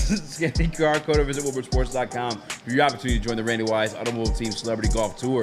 Guys, you could be with Darren McCarty, Braylon Edwards, Calvin Johnson, and more. It's the Randy Wise Automotive Team Celebrity Golf Tour. Scan the QR code or visit WoodwardSports.com. And if you're looking for your new vehicle, don't be like those other guys. Visit Randy Wise. The countdown to kickoff is here. Your Detroit Lions are ready for another season of grit. Woodward Sports is your #1 destination for all breaking news and Lions coverage. We are Detroit's #1 sports network. We are Woodward Sports. At Planet Fitness, you can get everything you need for just $1 down. Try out Planet Fitness and dang, they got lots of equipment. Not me getting a Planet Fitness membership just for the 24-hour perk. Hey, y'all better get on these free fitness training sessions from Planet Fitness. Did y'all know that the PF app has workouts you can do at home? Cheapest therapy I can find is Planet Fitness. Join Planet Fitness today and get everything you need for just $1 down. $15 a month, cancel anytime. Deal ends Thursday, July 18th. Woodward Avenue, the first paved road in America. Woodward Sports, the first sports network born in Detroit and made for Detroit. Soroki's Crispy Chicken is popping up all over Michigan. Make sure you tap in. They got the best chicken, pizza, and biscuits in the game. If you want to find one near you, go to Sorokis.com. They just opened one in Madison Heights. Soroki's. Now that's crispy. Now that's crispy. What up, though? Welcome back to World Heavyweights Live, WoodwardSports.com. I had a clip of Brad Holmes on James Houston. I did not send it in, though, so I will get that at some point. But essentially, he's kind of reconfirming a lot of things that we said. Like, he's a guy that they had in the system that's actually executed at the NFL level. The other guys haven't. And typically in the past for them, it's been, let's keep the younger guys and work on them because they did like them and they have potential. But they're in a do-or-die situation this year. They want to win the Super Bowl. They don't have, I mean, like, yeah, you would love to develop a guy like Uku. You love to develop other guys too, but if you want to win a Super Bowl, you're talking about a handful of snaps. You give them James Houston. Did you hear the Eric Schlitt report? No. That the Detroit Lions are in early stages of contract extension talks with defensive tackle Aleem McNeil. Yes. Per Eric Schlitt. Is that like what they talk about that in the presser too? Yeah. Is that like what time was that tweeted out? A couple hours ago. Might have been from the presser. But yeah, Brad Holmes talked about that too. He just said they're in the preliminary situation, nothing like really intense yet, but looking at doing it. Like that. Yeah, I would for love sure. to see them re-sign Aleem. I want it to happen before this year because I just don't know what to expect. Yeah. I think like we said it before, man. We think it'd be like what's his name? Justin Matabuke? Matabuke. I know that sounds crazy, and I know they're different builds and everything too. But like you gotta look at the people that are demanding blocks, not just blocks. I'm talking about double teams, triple teams. Nate Hutchinson, DJ Reader. We played you the clip of DJ Reader earlier this week. Aleem's the only one going to eat from that, in my opinion. Or Davenport. Yeah, I mean, Aleem McNeil and whoever that other edge is, whether it be Davenport, Houston, Pascal, whoever is playing that other edge, they're going to be seeing one-on-one matchups. Because you got to double team James Houston, or I mean, you got to double team Aiden Hutchinson, and you got to double team DJ Reader. So you're looking at the other side; it's going to be one-on-ones, and both of those guys can beat one-on-ones. So I'm excited for it, man. I think that this, you talked about the progression of Matabuke and how it is very similar to what we expect out of the progression of Aleem McNeil. DJ Reader is an eater who eats it for lunch. And, like, he is going to be in there eating up blocks, eating up double teams, and opening it up for the other guys around him. Like, it's the big uglies, the big nasties that don't get the credits in the stat sheets, but they make everybody else around them better. He is one of the best at that. Like him, Vita Vea, I mean, Dexter Lawrence too, but Dexter Lawrence also just does it on his own because he's a freak in nature. But like DJ Reader and Vita Vea are two of the best unsung defensive linemen in the NFL. Yes, sir. I know you got Jaden Daniels, Caleb, but I just picked up the Tampa Bay defense. That's what they're facing week 1. I feel like rookie Jaden Daniels gonna be in for. Kalash's gonna be chasing him around. Oh yeah. And that one guy, you had Diaby, Yaya Diaby. He's a wild ass name, but he had like 7 or 8 sacks. And last they year. they had last year the worst offensive line I've ever seen in my entire life. I don't know if that's they had true, to improve that. Yeah, see who they drafted. But also, I wanted to ask you guys in the room, Caleb, Chris, chat. You just said it. DJ chat Reader in the room with you.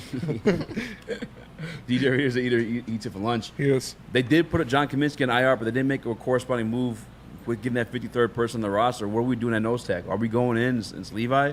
Or is DJ playing? Like, what do you think is happening? Doesn't look like they improved the offensive line too much. I think there's a chance DJ plays. I know they said they're shooting for week 2, too, bro. but I don't know. I just feel like they like. I think DJ plays. If I had to place a bet right now, I think he plays. If not, Levi, I'd guess. Maybe move Aleem there a little bit for a couple snaps. I don't know. Doug, if DJ Reader plays, the Lions are going to win by 40 points. It'll be bad. And you got to think that's like Jonah Jackson's first actual game playing center. If he's playing center, he has to go up against offensive linemen. Like he's gonna. Oh wait, Jonah Jackson's not playing. No, he is. He's questionable. Oh. Really? Jonah Jackson's playing. He said he's playing. Oh, okay. But he's going to be playing center. But if that's his first NFL game center, playing all center, banged up. Yeah, and you're facing the best run stuffer in football, or at least one of them, you're in trouble. They're missing both their tackles though. One suspended, and Harvestein, I guess. Harvestein's questionable. Yeah, I don't know what the injury is, but Ulrich Jackson's suspended. KT Levinson's on IR. Connor McDermott. They have their left tackle. Their starter is suspended. Their second string is on IR, and their third string is on IR. That's tough. Oof. So they got to go against Aiden Hutch. Yeah, dude. The guy we're probably gonna see out there, his name's Joe Noteboom. So like, I don't care who you are. You sound like a journalist in a 50s movie. Like, Joe Noteboom on the scoop. Like, that dude's gonna get demolished, man. Watch him just come out there and be fucking Trent Williams 2.0. I'll get the answer. Joe Noteboom on the job. Joe Noteboom always cracks the case. I get down to the nitty gritty. Yeah, we've really been blessed in camp too with nothing like weird like that happening. I mean, we've had a few scares where they were just that. We're going to week 1. I don't want to say nothing. Doug Peterson kind of looks like Rob Riggle. Yeah, he's getting thick. The fuck? He is. I don't know if I've ever seen him with a hat on though. You've never seen Doug Peterson with a hat on? Well, I guess he always wears a visor. Yeah. Yeah, it's true. Maybe is that what it is? And the beard. I don't think I've seen him clean shaven like that. I don't know. Something weird. Something looked off right there. Yeah, I don't know what to think of them. I really like like him Doug as Peterson. a coach. Yeah, I like him as a coach, but like, what the fuck? Trevor Lawrence's buns. That's what it is. No, he's got banged up. I mean, they might bounce back. Brian Thomas Jr. I mean, I'm not in more leagues with you guys, so I might be my next Adani. Yeah, just maybe, just in case. I think Kirk might take a step back because of it. Yeah. We'll see. Soon the Rams going to be calling Eazy. Honestly. I ain't playing tackle. I'll be playing guard. I can play tackle. Yeah, Spinny can play tackle. I can't do shit on the edge like that. I remember my mom. And I'm very biased. My mom, like, God bless her soul, she had, like, aspirations that I was actually going to be, like, an NFL player or something. Because when she caught me smoking weed in high school, she's like, What about football? What are you going to do with football? I was like, Mom, if I want to play professional football, I would have to grow like 5 inches and put on like 75 pounds. Like, it's my position. These guys are 6'6", 315 pounds. It's insane. Their calves are the size of our thighs. Yeah, they're just like Taylor Decker is a giant human being. Different human beings. Yeah, pretty much Brad Holmes and the James Houston stuff. Essentially everything we've already told you guys. Like, what about football? Yeah. What about football? What about football, man? God damn. Damn, what I missed. Too late. This is a girl. Yeah. Let's go to break. Let's come back. We got some more Detroit Lions topics. Yeah. Some more football topics, I should say. But first, let me tell you about Swiss Insurance. Swiss. Guys, get insured with the best in the game. It's my guy, Mark, over at Swiss Insurance. Contact him via email, mark@swissins.com, or call him at 313-530-1698. That's 313-530-1698. Love Woodward Sports? Love wearing clothes? Then you should be wearing Woodward Sports clothes. Check out our full line of merch at woodwardsports.com. Just click on Shop. We have all your favorite designs, like Dan Campbell kneecaps, Woodward Golf, and of course, our own logoed out merchandise. Men, women, infants, kids all love Woodward Sports. Impress your friends. Impress your boss. Impress your dog. Buy Woodward Sports merch today.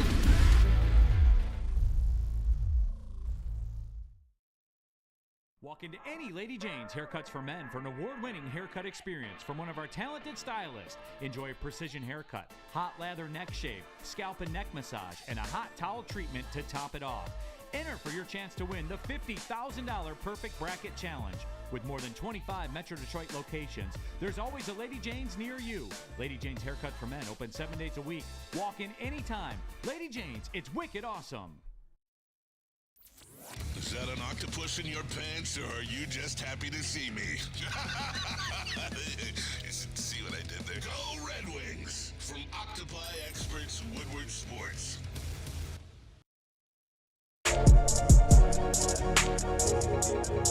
Boys and Girls Club of Southeastern Michigan's 3C Sports League offers youth ages 5 to 14 6 exciting teams to choose from in the locations of Detroit, Belleville, Highland Park, and East Point. All coaches are trained, certified, and undergo background checks. You can register for football or cheer at bgcsm.org. Equipment, meals, and transportation are all included, with the chance to play the championship at Ford Field for just $175 per child.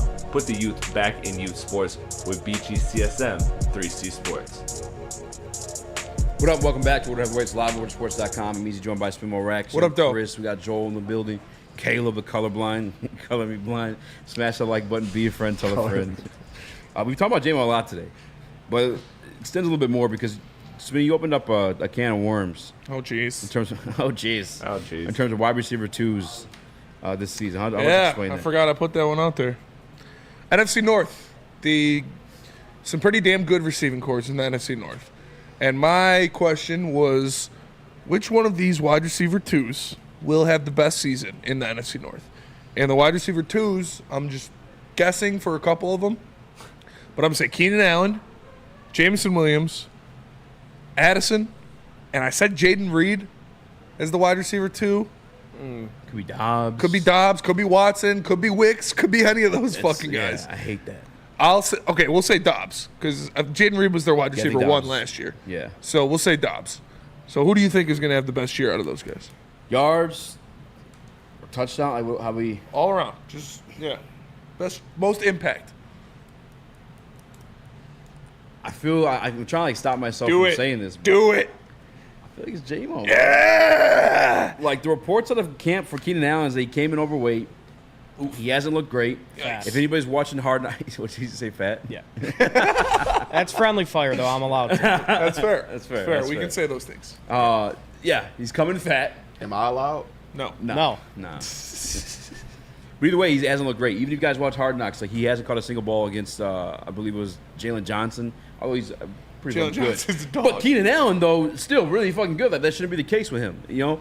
The other thing, too, he's supposed to be the veteran in that building. So, on the side of that office, I should say, I'm not comfortable with being Keenan Allen. If anyone, I'd probably say Roma Dunze maybe becomes wide receiver 2 there. I think beyond just Keenan Allen coming in fat, hey, I'm supposed to be fat Keenan Allen, by the way. That's true. We had to scrap You're for that just title. You're just regular Keenan Allen. No, congrats, buddy. We had to scrap for that title. But I just feel like even heading into the draft and not knowing what was going on, maybe these guys didn't know what was going on, but Roma Dunze and Caleb seemed like pretty tight. They're doing a bunch of like promo videos, stuff like that together. And I think they just have that camaraderie. Or Spinny saying they're best buds. I think that might end up being like his favorite target outside of DJ Moore, who's just exceptional at the position. I want to say J-Mo, dog. I mean, Addison's there too, but like Addison, we don't know how many games he's gonna miss though. You gotta remember. Yeah, because the ankle. The ankle, and he got a DUI. Yeah. But when was it? Because we still got Rasheed Rice who hasn't get suspended yet. There's a bunch of guys that haven't got suspended yet. Who I remember I said him out last week. I said Rasheed Rice isn't going to get suspended. You're right. Yeah, I was about to say. You said never. I thought Rasheed Rice settled. No, it don't matter. It's still against the NFL protocol or whatever he they call didn't it. like kill anybody. Yeah, Rasheed probably get one game. I think they can suspend you for getting into a car accident. Like Bro, he was driving. He wasn't drunk. And then he ran away. Nobody died. And he ran away. He jumped out the car. He and did run away. So he did a hit and run. That's what fucked it up. And then the fact that afterwards, like a week after, or like another situation, he like punched somebody or like kicked somebody. Oh yeah. That's it's like what conduct detrimental to the league. Yeah, I got a few of those. I worked at AT&T. Yeah. Shout out. At AT&T. Yeah, I had some of those when I was at Andiamo. I had some conduct detrimental to Andiamo when I worked there for sure. Definitely. We fought these kids in Mill Street one time. Oh yeah, dude. Bro, we were driving, and we were in one of the Penske trucks, and this kid, one of my young bulls was sitting next to me, and these kids pulled up next to us and were like screaming at us and shit, and he rolled down his window and he threw like a cup of pop into their car out of our truck. Yeah. And so like they tried to cut us off and they followed us in and we hopped out the whip. I was like, take the polos, because we were in a Penske truck, so nothing signaling Andiamo except for the polos. Yeah. I was like, take the polos off, let's do it. So we popped the polos off, hopped out the truck, got down to business, got back in the truck, pulled off. That's what's up. Yeah. Where at? That's real. It was like back roads and like that like industrial part of 13 Mile and Van Dyke. Yeah. Get your scrap in and that move on your fun business. As fuck. I'm not gonna lie. Oh, dude, if we were in a Andiamo truck, I just would have started whipping that bitch and dipped on him. But I was like, we're in a Penske truck. Nothing is time. I was like, take the polos off. Let's handle business. Let's dip. That's what y'all won? Yeah. Oh yeah. What was the sides? I was just about to say it was me and another guy who's probably like Nick's size. Oh, that's versus like two. So it wasn't fair weight classes. Yeah, it was two like average guys. Fuck them. Yeah. They started shit. Yeah, no, Dubs are dubs. Don't start none, won't be none. Exactly. Yeah, the other person too. I mean, the Packers. We don't even know who the wide receiver 3 is or wide receiver 2 is. The other situation, man. Like the only thing stopping J-Mo, maybe Jordan Addison if he comes back healthy and stuff like that too. But the only thing stopping him is the fact we have so many targets to go around. It's got to be J-Mo. Yeah, it's got to be J-Mo. I think so too. Like Addison would be the one that I would argue because he's shown us that he can do it on the NFL level. Romeo, again, the Packers, they have just so much to go around in their receiving core. They've got 4 guys that I like a lot that I think are all going to be around that 500 to 700 yards range. Jameson Williams is going to be a focal point of this offense. He's going to be a top 3 weapon in this receiving or in this passing offense. So he is going to be getting a lot of run. I'm gonna go with Jameson Williams as well. Caleb? I wanted to switch it up, but I think I'm going to go J-Mo too. But if the question was who I rank think... him. Rank them?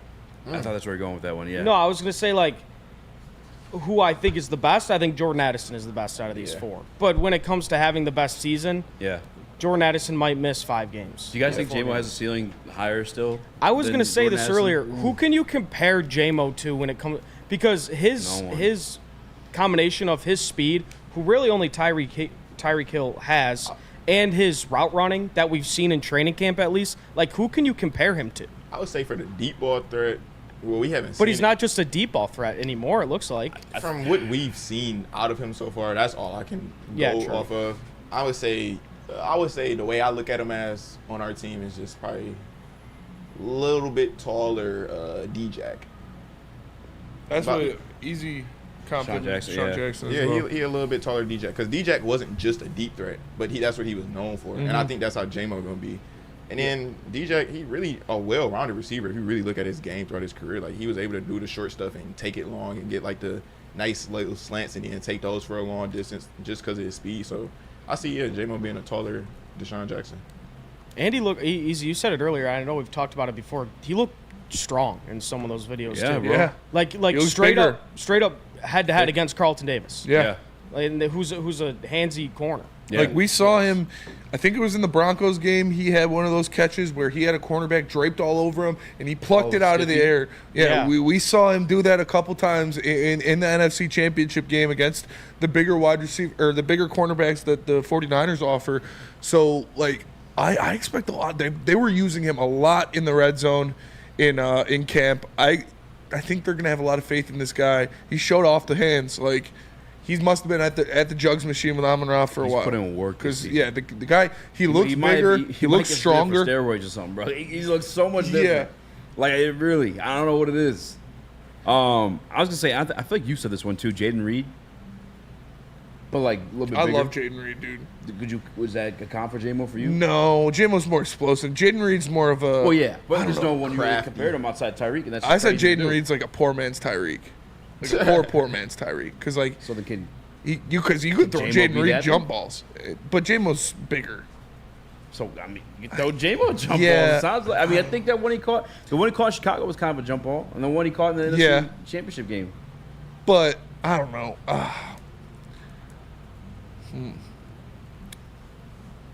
It's tough. I'm trying to think of someone to It's compare uncharted to. territory. Yeah. To compare Jaden Reed to or J-Mo? J-Mo. Just to find I a want fair for some reason I comp. keep saying Damn. Mike Wallace, but that's. I wonder what his comps were coming out of the draft. I don't really I'll look it remember. up right now. I'm assuming it's going to be guys Like like Deshaun Jerry Jackson. Rice, you know, Jerry Rice, Calvin Johnson, you know, Randy Moss. But yeah, like I was saying, like if he could put it all together, like because nobody has speed like him besides Tyreek Hill.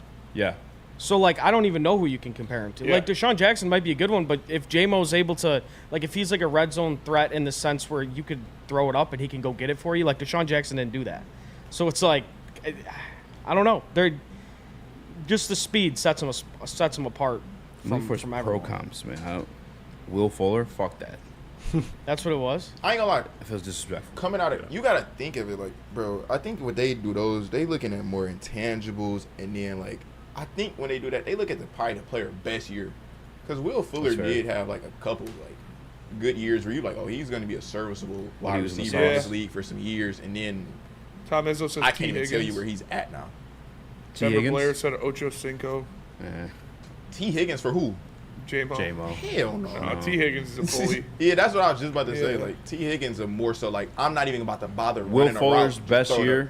was 879 yards, but 8 touchdowns. Yeah. That's 'Cause still I had him dog on my ass. fantasy And he was team. juiced.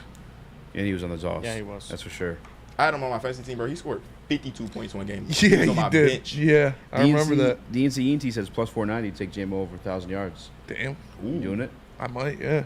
Sprinkle 100 on that. And I'm not even like disrespecting J-Mo with this. There's so many targets to go around. I don't Yeah, know. you're not going to have $10. 3 1,000-yard receivers because I think Laporta gets to a K. Yeah, Monroe That's a goes good without point to bring it saying. up. And then we're talking Jameer gets 500, 600. With J-Mo, it's weird though, because again, like I've seen it in practice where he's taking these slants and he's fucking gone. I don't know if Laporta gets to a K. I think Laporta has a huge year. I think Goff loves Laporta. I do too. You got to think tight end that position at damn near no matter what. He was think at in what, the Saints 800 game- last year? In the Saints Yeah. game, Laporta proved his like how 790. important he is to this Yeah. team. Because like, bro, we were honestly looking back at that game, we were supposed to lose that game.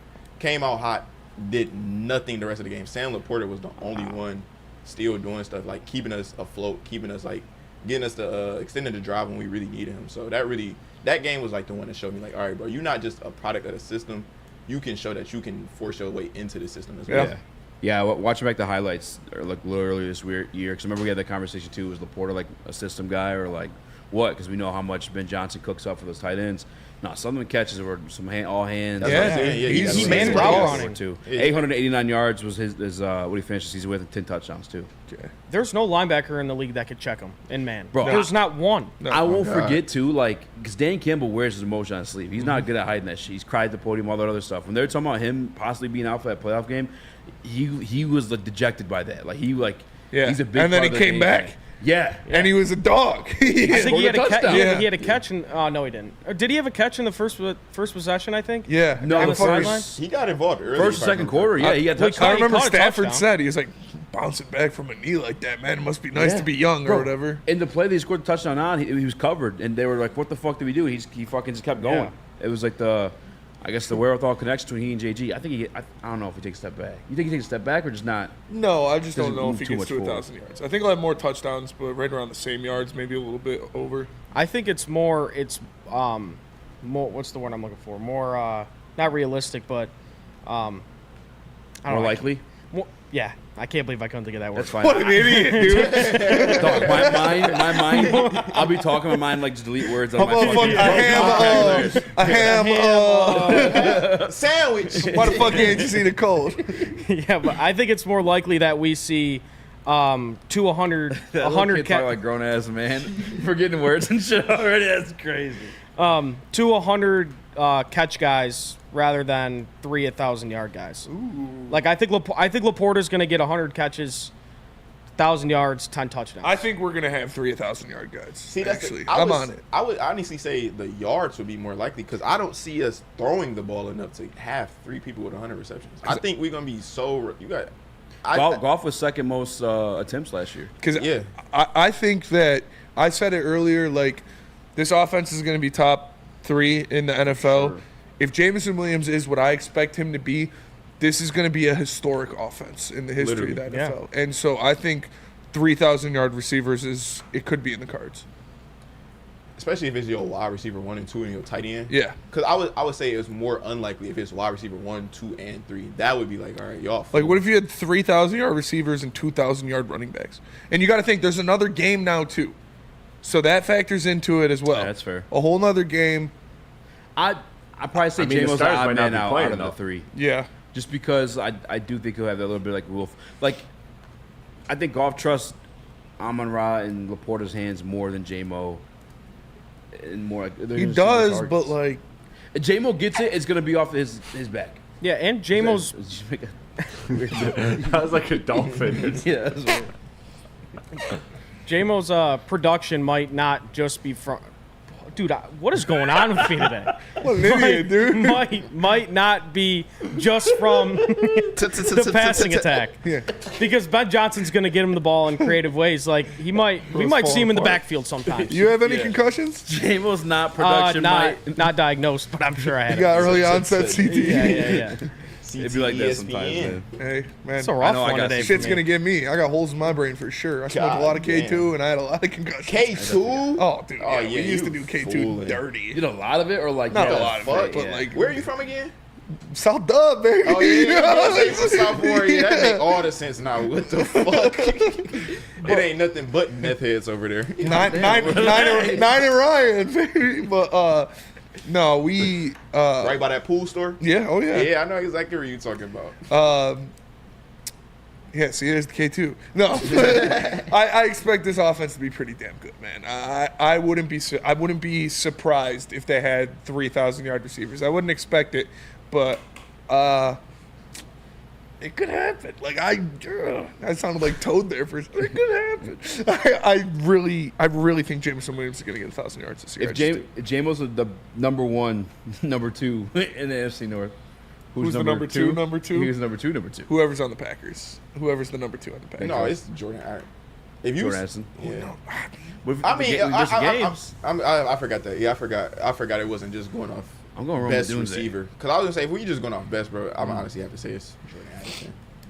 He's a dog. That's fair. Dude, the K2 days used to be crazy. Honestly, I stopped smoking it. The 3 blunt session, then a joint of K2 after to put you over the top. Then hit the gas station, grab 2 honey buns and a brisk for $2. I thought you was gonna say like a black and mild. Oh yeah, what tip wine, man? What do you mean? So you following up the blunts and K2 with a black and mild? $4 got you 2 frosted honey buns, a brisk, and a wood tip wine black and mild. Then you got 60 cents back. Yeah, you need to detox your lungs. That shit's still I haven't smoked a cigarette in 10 months. That's shout out. I mean, yeah, clap up to that. I don't remember what the fuck I was about to say. Oh no, the last time I smoked K2, I ended up in the bathroom. I was taking a piss. That shit was stupid. My roommate was trying to quit smoking weed so we could pass some tests and work at some like bootleg ass car dealership. It was for no reason. So we were all like, yeah, we're all gonna quit smoking weed to support them. Bro, I couldn't pull my pants up. Oh, dude, K2 was the dumbest thing. Bro, I remember I was like army crawling out of the bathroom. there was one summer where we were actually hitting that shit. I couldn't talk, bro. I was saying like some fucking mumbo jumbo. Yeah, wasn't people ODing from that? Oh yeah, bro. My friends were making fun of me, but I was like, bro, I can't fucking move. They're like, no. Like weird noises. It was putting like I blacked out. It was putting like holes in hearts and shit. That's the last time I smoked that. That shit was never again. Y'all smoking fucking prison weed, bro. Bro, that was listen, man. Y'all in the free world. We didn't have weed stores on every block. I had to hit up my boy Fat Pat, maybe get a 20 bag. If not, I had to go get some Reggie's from Mavos. Like oh damn, full up, but it's Dude, you might as well tell where the fuck the house was at. It was the apartments on Hoover. Like, no, but honestly, we could hit up our boy Booch, Fat Pat, or Matt, and if they weren't answering, you were shit out of luck. You couldn't just go to the store and buy an 8er.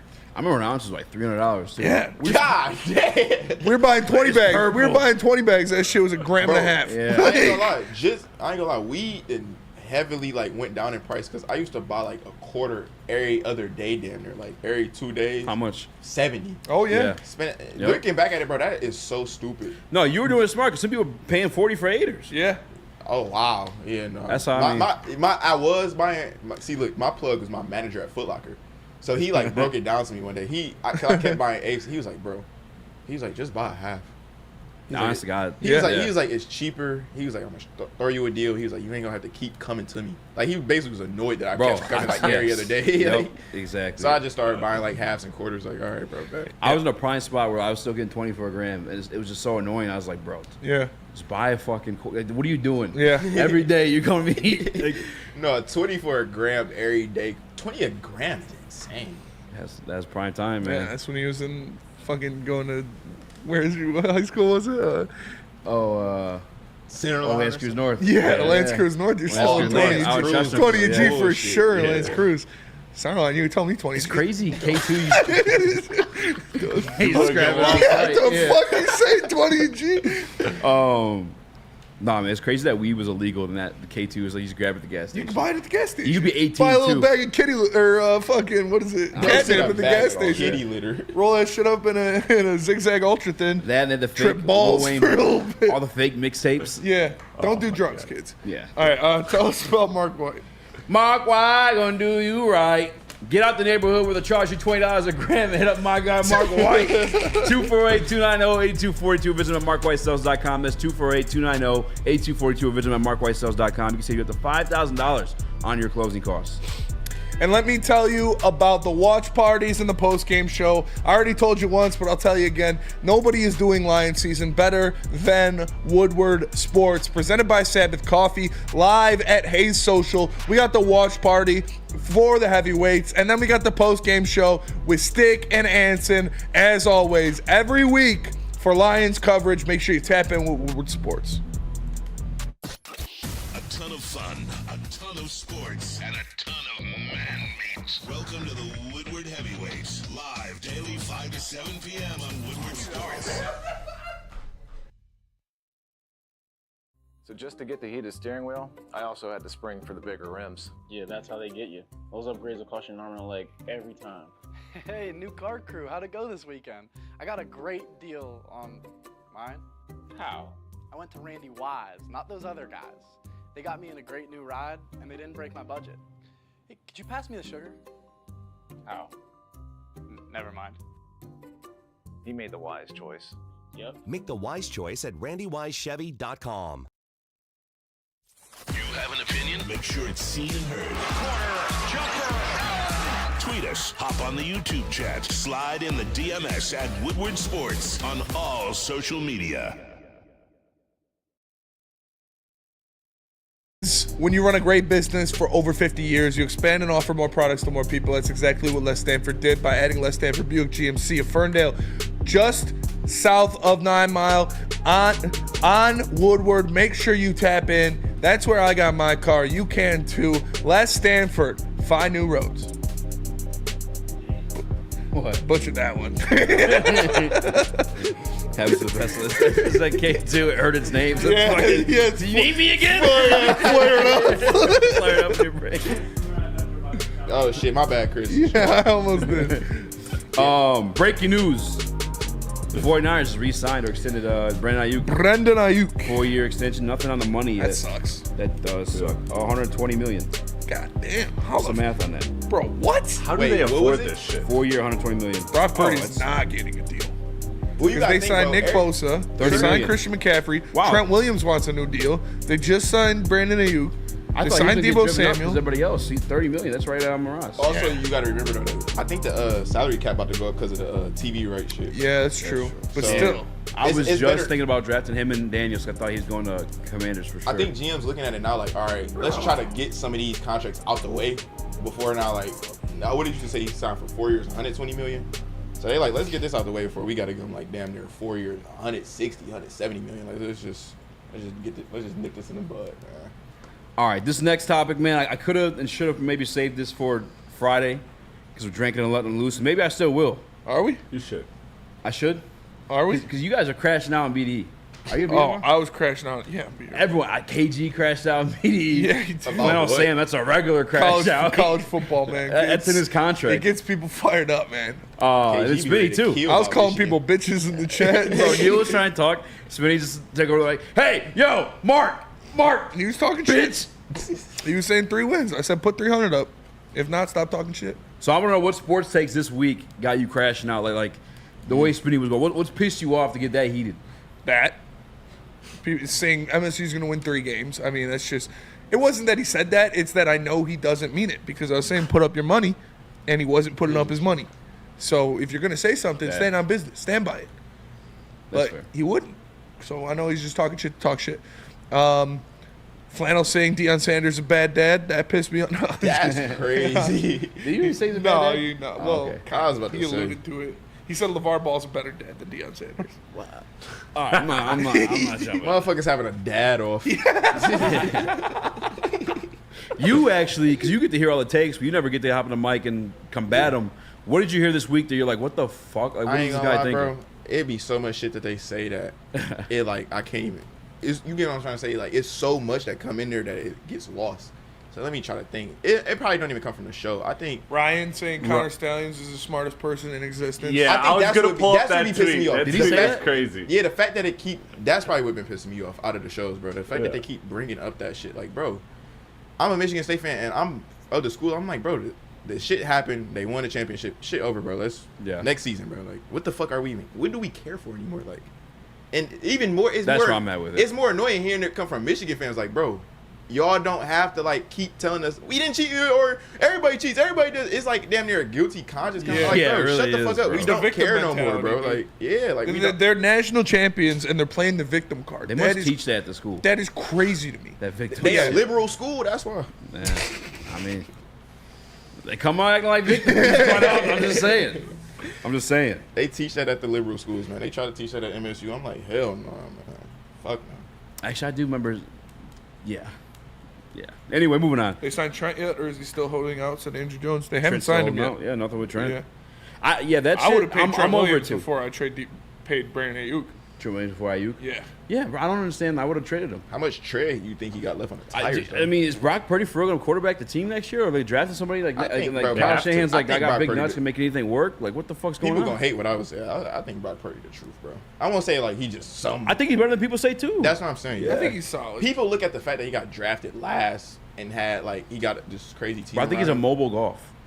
That's a fair way to put it. Because I was telling my dad, I had this debate with my dad. He was like, "Man, we lost. We beat ourselves that NFC Championship game." I'm like, "True, we did make plays that hindered our opportunity." Yeah. But I'm like, Brock Purdy was cutting up on him. Yeah, that's what I he was just turned about the to say. fuck up I'm that like, second Brock half. Purdy start making plays that it was like, bro, what the fuck? Like Yeah. that one where he is running and I'm thinking he about to run and then he just turns around like a whole 180 and flip it over to Jawan Jennings. That, bro.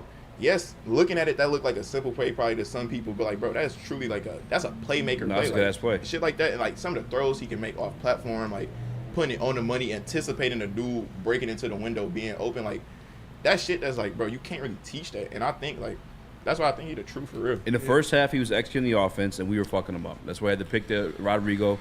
Go look at the rushing stats. Yeah. I think he had like 2, maybe that first half. Yeah, he started running that bitch. And The second half, like 50 something. Yeah, like, 52 50 yards. Yeah, I plus think yards. 47 or yeah, it was close to 50. No, I don't know why. I don't know why. but 47.3. That was the number that was like right in my head. I think I took the under on it or something like that. That's why that number. No, the stuck in my delivery head. was funny. Yeah, 47. Got all quiet. Yeah, because it was. Like, I'm about to pull up right now. I'm actually kind of curious. And that, bro, that's always been the Lions' biggest problem throughout the years too. If you really Mobile quarterbacks. And Yeah. I guess it clicked in his head during halftime, like, oh, let me start running this. Yeah. Bitch. I can run it. I'm looking for right now. Detroit, 48. So you were close, Chris. Damn. And actually, They probably sacks, counted him kneeling the ball. Sacks down. and Sacks Neals. and Neals. Yeah. I don't think sacks don't count in NFL. It only count in college. Kneels count though. Oh, for real? Yeah. I didn't know that. Caleb, I put down here your fantasy team. You just gotta know how to get you going. Yeah, why? I want some. What's gonna make you crash out? Like what did you? Talking about why? Fantasy teams make you crash out. I thought he was actually Chris, mad will you about find this. it? Will you scroll and find it? As we Nick What, pick this Because team? everyone on Twitter, you guys, you see, I'm drafting. I'm not drafting names. I'm drafting points. Sorry you don't see fucking Tyreek Hill on my team. I didn't have the That's first points pick. right there. My team's good. Like it. Chris, do you still have it in there? I'm Do you want me to say it? grabbing it. Give me a As a minute. league winner is crazy though. Yeah, that was wild. You said it's the best stack in the NFL this you year. say you No, that is not crazy at all. That's You drafted insane. on 4th round? Yeah, how is that? Trey McBride averaged like 9 targets last year when Kyler Murray came back. That's I mean, okay. Besides maybe Pat Mahomes, Kelsey's. Name me a better stack. What? Golf. In Name me a better stack. Fantasy. Jalen Hurts and AJ Brown. No, because you got to think the tight end Tyreek positional Hill, advantage too. What do you mean? Exactly what I said. Winning the tight end. All right. Yes. Here's So the thing. you have a stack. Go ahead. Because you're saying don't look at names, look at points. A wide receiver and a quarterback are putting up more points than a quarterback and a tight end. Okay, but if you're tight end, you're winning the positional tight end advantage battle, yeah. in fantasy football. If you have a good tight end, you already have an advantage. Because you could put Travis Kelce up against Pat Freiermuth. Your team's probably better. This is garbage. How?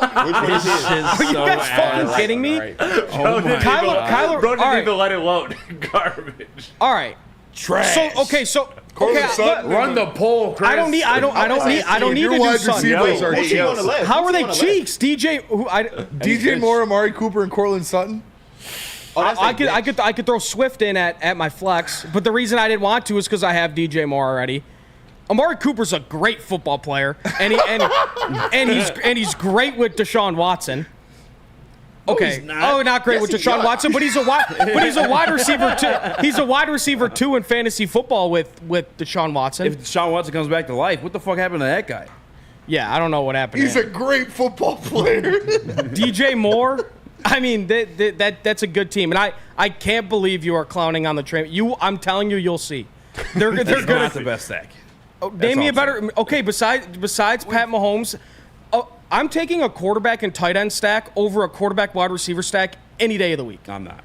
The Pat Mahomes Travis Kelce stacks won people leagues for years. Travis Kelce. I know, but it's a wide the receiver. Travis Kelce was getting but that's what 9 catches But that's a what I game. just said. Travis Kelce. Besides that one, this is the best stack in the league. And then you could argue Josh Allen, Dalton Kincaid. Yes, you can. Oh no. You saying out of tight ends? Tight So end. you wouldn't say Lamar Jackson, Mark Andrews? No, I wouldn't say that this year. I wouldn't say it because Mark Andrews. I don't think he's already hurt. No, he's not. Is he? Yeah, he's hurt right now. CJ Stroud, Dalton Schultz. Close, but not better. Hurts Goddard. If you Okay, Luke come on, bro. Musgrave. Hurts and Goddard. What you guys? Golf Lapots. Yeah. I'm taking Kyler because of the rushing upside. Guys, I'm telling you, this Admit, bro, stack. you just willing to Listen to die. me. He said Listen. Rico Dowell. All right. I am high on Rico Dowdle this year for no reason. For no reason. That's fair. Kyron's gonna get hurt on a punt return. They talk That's about crazy. This guy's Jonathan this guy's wishing injuries. Jonathan upon Taylor people. is the Saquon of Saquons. He doesn't stop getting hurt. Cousins to Pitts. That's what Really? ETN said? No. Kyler's rushing upside. If you're is- talking about specifically a stack like tight end and quarterback, No, yeah, I'm they're in the talking, conversation. bro. I'm Straight up talking. stack What is about Purdy incorrect, Kittle? just wrong. No, not Kittle. Not Kittle in fantasy anymore. What do you mean Kittle was like He was- wide receiver well, or I think tight he end was five? tight end. Yeah. There was no good tight ends last year. In There were a lot of fantasy good tight ends football. last In year. fantasy So, football, there was not. There was not.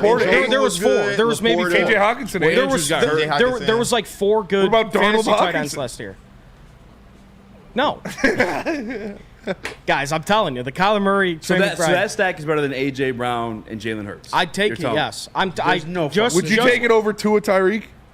Yeah, I passed up on Oh, two. I did a get draft the yesterday in fuck my outta here. in my 14 man. I passed up on You're the saying Tua you'd Tyreek rather stack. have Trey McBride than Well, obviously, Tyreek Hill. I'd rather have Tyreek Hill. Yeah. But just because I have Tyreek Hill doesn't mean I can't get the Kyler Murray, Trey McBride stack. The reason I true. think it's the second best stack is, like I Ew, said, Cam Easy, which Sutton's your- I could throw Swift in there. His wide receivers are cheeks. No, they're not. Amari Cooper is cold. I like and Amari so is Cooper. DJ Moore. Cortland You Sutton, said it, Easy. DJ Moore off-year. is a stud. I like DJ Moore. You said that.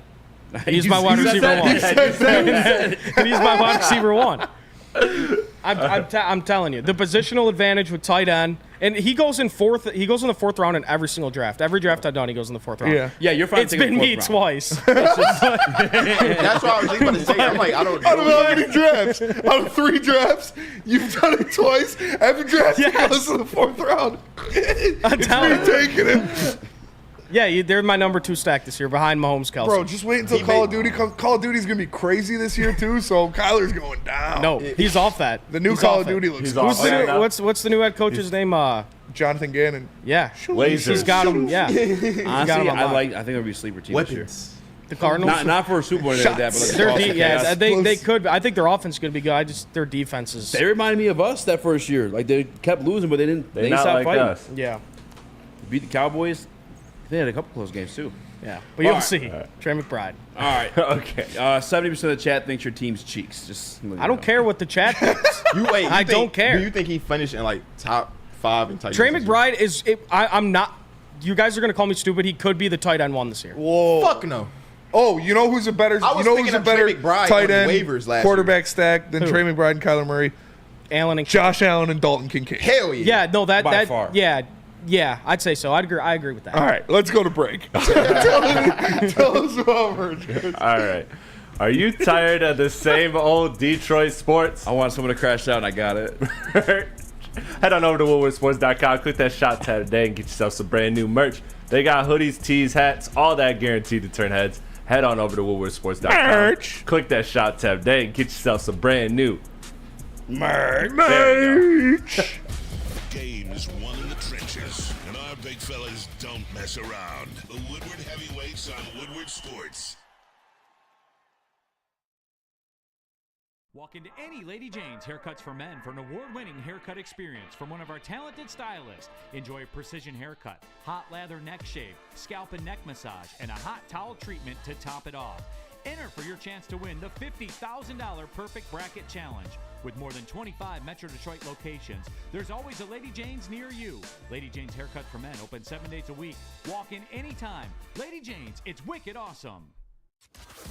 Can't get enough Lions coverage? Make sure you catch all Woodward sports shows every game day. Wake up with Woodward and Maine, giving you the latest insight into the Lions locker room and press conferences. Then join the Lions pregame show, highlighting key matchups, injuries, and what to watch for during the game. Follow all the ups and downs of the live game action with our Woodward Watch Party live on YouTube and woodwardsports.com. After the game, check out the instant fan and host reactions with the Lions postgame show. Every game, it's wall-to-wall, kneecap-biting, high-fiving, chest-pumping Lions coverage. Hell yeah! Only at Detroit's #1 sports network, Woodward Sports. Woodward Sports, let's go! Attention sports fans, don't miss out on expert sports injury insights with Dr. Jeff Pierce of Michigan Sports and Spine. Join Dr. Pierce every Tuesday during Big D Energy and Thursdays during Ermanni and Edwards, where he offers top-notch injury advice. Trust the guy that DMAC trusts. Dr. Pierce is here to keep you in the game and performing at your best. For more information, visit MichiganSportsAndSpine.com or call 248-426-9944. Tight end rankings for Fantasy Spinny. Go. 3, 4 in a row. Let's go. This is a streak. We're streaking. Tight end rankings. What I think is going to end. How I think the season's going to end. I might go Kincaid 1. Tight end 1, Kincaid. Yeah, I'm going Kincaid 1. Tight end 2, LaPots.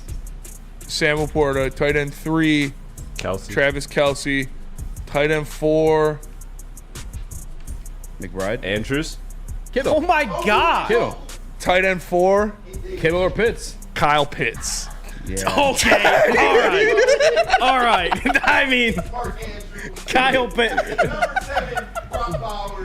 You're muted. This is what you say. Oh, what's your McCall? I said, Njoku, goddamn, Njoku gonna be ahead of goddamn Trey McBride. Goddamn, Brock Bowers gonna be ahead of Trey McBride. Mark Andrews gonna be ahead. No, Trey McBride will probably be top 5. Honestly, I think Pitts is gonna have a good year. I was just saying that to joke, though. But Cousins feeds tight ends. He also loves Drake London, apparently. Drake London's a dog, bro. The plays Drake London had to make last year for those garbage-ass quarterbacks. So Damn, can I start doing the show like this? This is perfect. Me at Drake London. If you have time, we can run one. Perfect. Easy, let me hear yours real It's quick. just perfect. My tight end rankings? Yeah. I feel prematurely saying this, but I got Kincaid 1, Lapotz 2. At first I didn't believe in Gotta Kelsey. go Kelsey, dude. Where you got Luke Musgrave at? He might be the Bottom 15. I wouldn't be. All my homies hate Trey McBride. Kincaid 1, Lapotz 2. I wouldn't be mad at McBride being my third. Okay. My third or fourth. Kittle 4. I would put Kelsey 4. I honestly probably agree with that, but you guys also have to think. Well, I didn't have the opportunity to get Lapotz. If I could, I would have, and then I would have taken Goff. You should, you did. But yeah, you gotta go. That'll do it for us today. Send your top 5 fantasy tight ends to don't. Mark at Swiss INS. For Eazy, for Joel, for Caleb, for Chris, I'm Spenny. We're the heavyweights. Appreciate you watching. Make sure you smash the like button. We'll catch you guys tomorrow. Peace. Go Buffaloes.